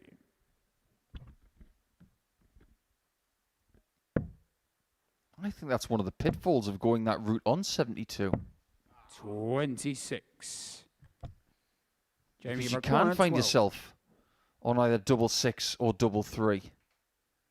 There are other routes that if you just stick to the singles, they can give you a better breakdown.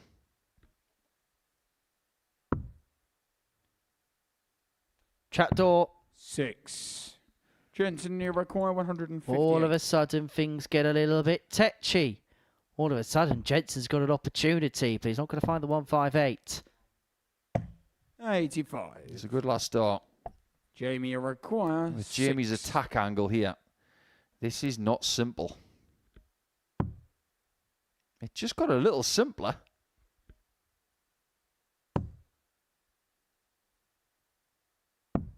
But it's No more score. missed darts than a double. He missed 26 in his previous game. Jensen requires 73. He's already missed 7 in this one. He's 4 from his last 37 on his doubles. Is he going to get his pocket picked? Game shot on the first leg. Indeed he Jensen is. Walker. Jensen Walker has absolutely no right to be 1-0 up in this game. Second leg, it's Jensen. But he is to 1-0 throw up in first. this game. Now, Game on. I want to point your attention to Jensen Walker's shoes. Okay. Why? Have a look at his shoes. 59. What does it remind you of?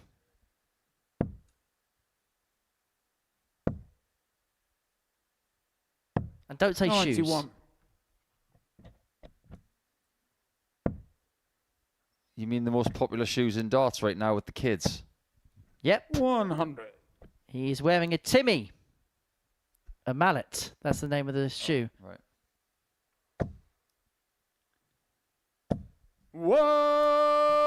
180. I've never worn a pair. I'm not going to buy a pair because I don't like them. They're not 135. my style. But there must be something about them that has got all of these young and successful players 140. buying this particular brand of shoe. It can't possibly be just 60. because Jamie, a couple of require famous 90. players started wearing them on a regular basis. It can't be that simple. If they weren't functional for darts and they weren't comfortable, I don't think as many people would be wearing them. Surely. 48. Jensen, you require 147.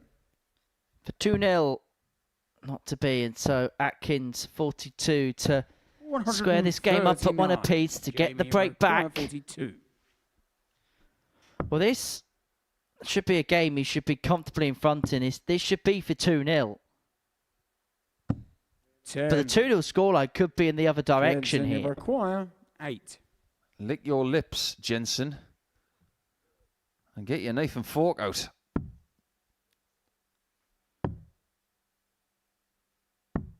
Six. Oh, the pain. Jamie, you missed require doubles. 32. There's a little too much pain right there. Well, this time Jamie James Atkins on is the the one that's second been leg. afforded a gift. Jamie And this time he Atkins. takes full advantage of it. 1-1. Third leg, it's Jamie to throw Back to the first. shoe debate. Game on. We don't have much time, so I'll make this quick. If I were designing a dart shoe, the one thing I wouldn't put in those shoes is an ability for that shoe to spring. I know there are plenty of dart players these days who wear running shoes 140. and they're coloured all black. It's totally your thing. But I personally, in a sport where you're supposed to be static 139. whilst throwing, I do not believe that shoes that have a spring element are conducive to good dart play. I think they need to be comfortable 100. and close to flat. I don't know what kind of technology's in those. 100. I'm just being fed some information in my ear. Jared Cole's our spotter tonight. And basically, he's played in these for a bit of time. And basically, the reason why it's so popular is 140. because the sole in the shoe is comfortable, but it's heavy. It's heavier than a regular shoe. I have heard this, actually. 130. Jamie, 121. So this might have something to do with it.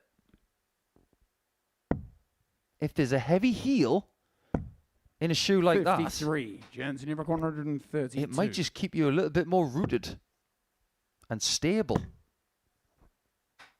92. Jamie, That I can get requires behind. 68. Still not going to buy a pair.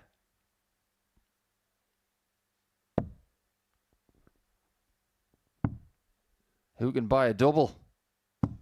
Game Turns shot on out the Jamie third Atkins leg. can all of a sudden. Jamie Atkins. What's happened before makes absolutely no difference. Fourth leg If he against starts Jensen hitting to throw doubles now, first. Game he on. could have a clean sheet.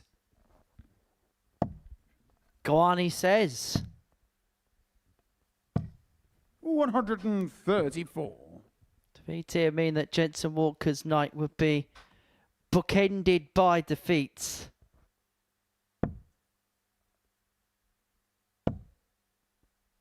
Jamie Atkins knows he's got an opportunity 100. to pretty much get the job done here. Now he wants to fully focus and hammer it home. 93. You know, I've always said that the best players in the world, when they're playing their best darts, they do so with a great deal of ease. They don't put a great deal of mental strain on what they're doing. 140. These guys are on a journey to that. Because at the moment, if you look at the intensity that 97. Atkins is playing with, you can almost touch it.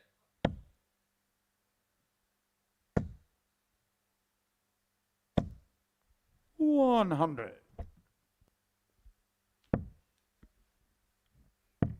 Well, key passion in play here. Walker looking to level this game up at 44. 2-2. That's a slip. Jamie back 161. How important a slip, we'll find out in the next few moments.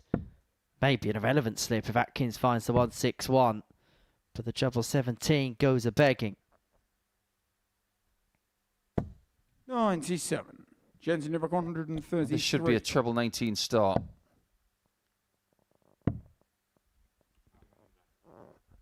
I'm going to keep saying it for the next couple of years until everybody actually buys into it. 109. This is not an opinion. Treble 19 start on 133 is the right thing to do. It's not a triple crown. This for triple crown in legs.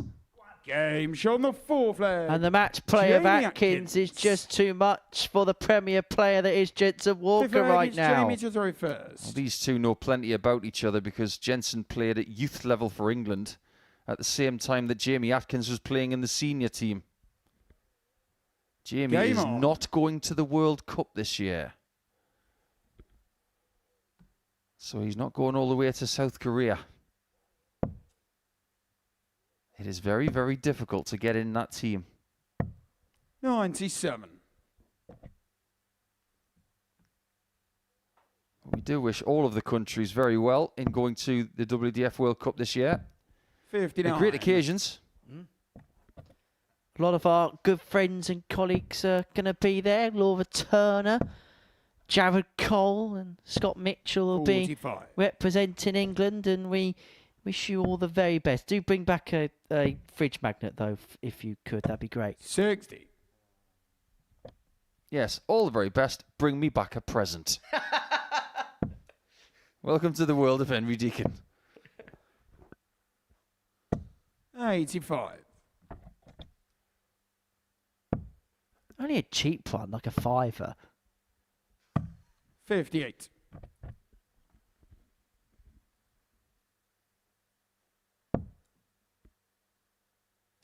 I don't think Jensen Walker's going to get any more presents. 180. He's had a few blips tonight, but overall, 140. Atkins has been getting all of the best spots. And he looks like at the end of the first night's play, he's going to be in the perfect spot. Perfect 54. setup on the cusp. 8 points for him, 4 points for Walker. 95. This is Jamie to lead McGuire. by 4 points 40. overnight after night one. And considering who's in this group, this is a perfect scenario for Jamie Atkins. It's double top. And it's a beautiful guide. The perfect guide and the perfect night for Jamie Atkins. 4 wins out of 4. He was too good for the rest of the field. And he knows that tomorrow night he needs just one victory to confirm his place into the finale. For Jensen Walker, the defending champion, his evening bookended by defeats. But it's Jamie Atkins who completes the card on night one with a 4-1 win over Jensen Walker.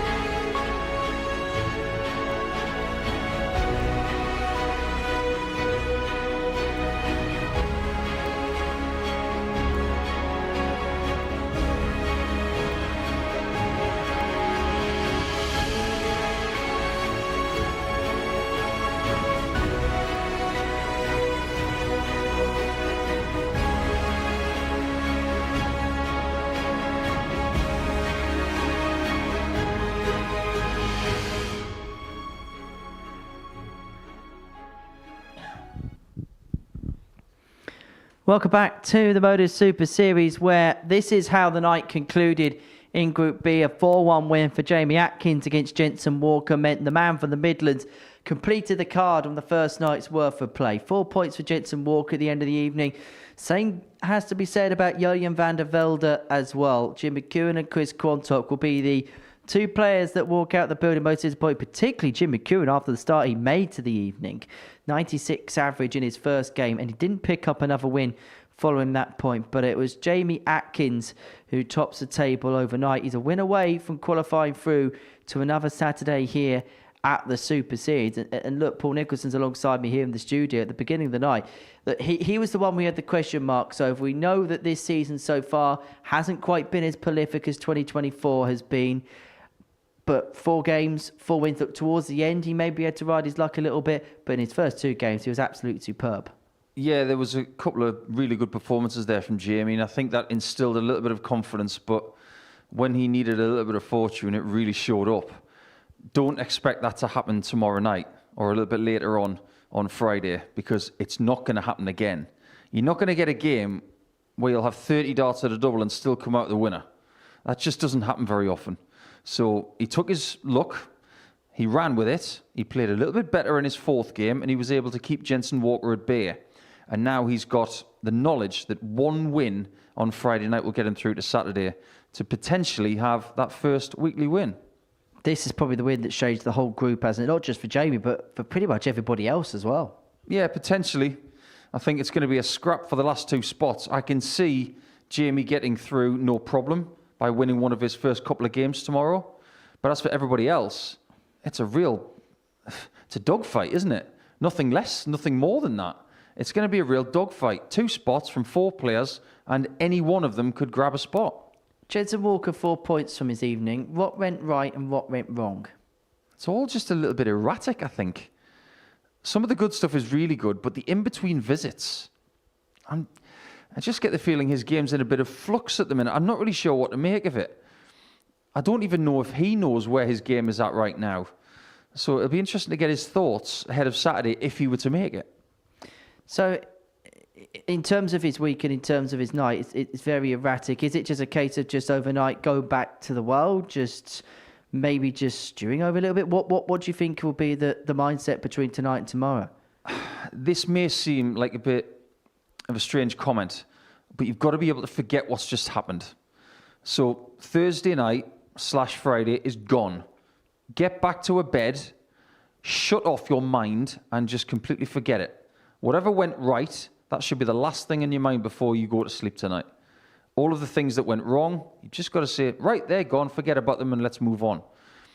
If he's dwelling on things that have gone wrong, then that is the wrong thing to do. It's very, very difficult to forget, but these are the things you have to learn.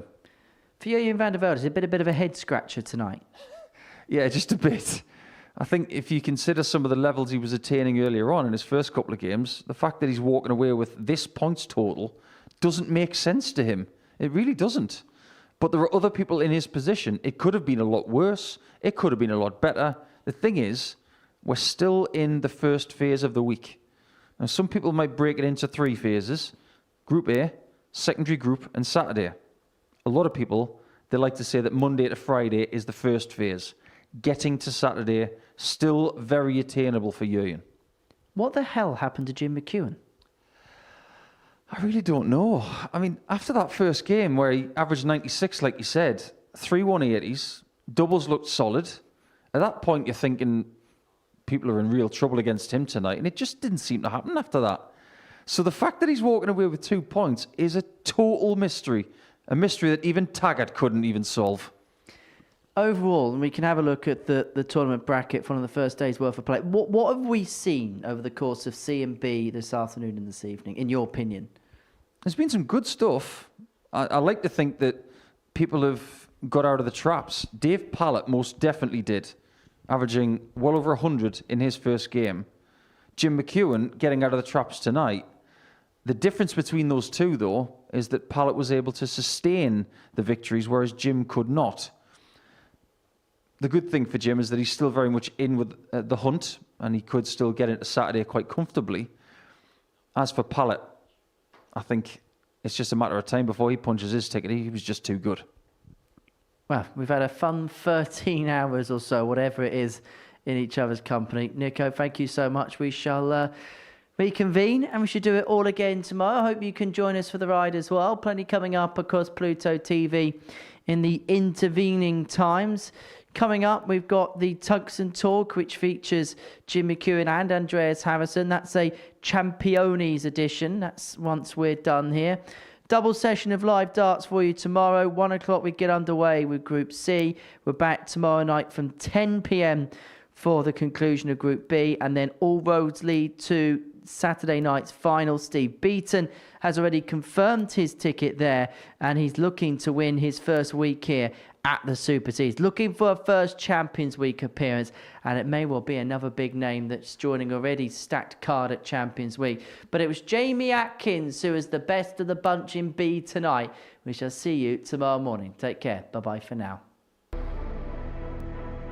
What a finish! What a man! The drum roll finishes, and the target is...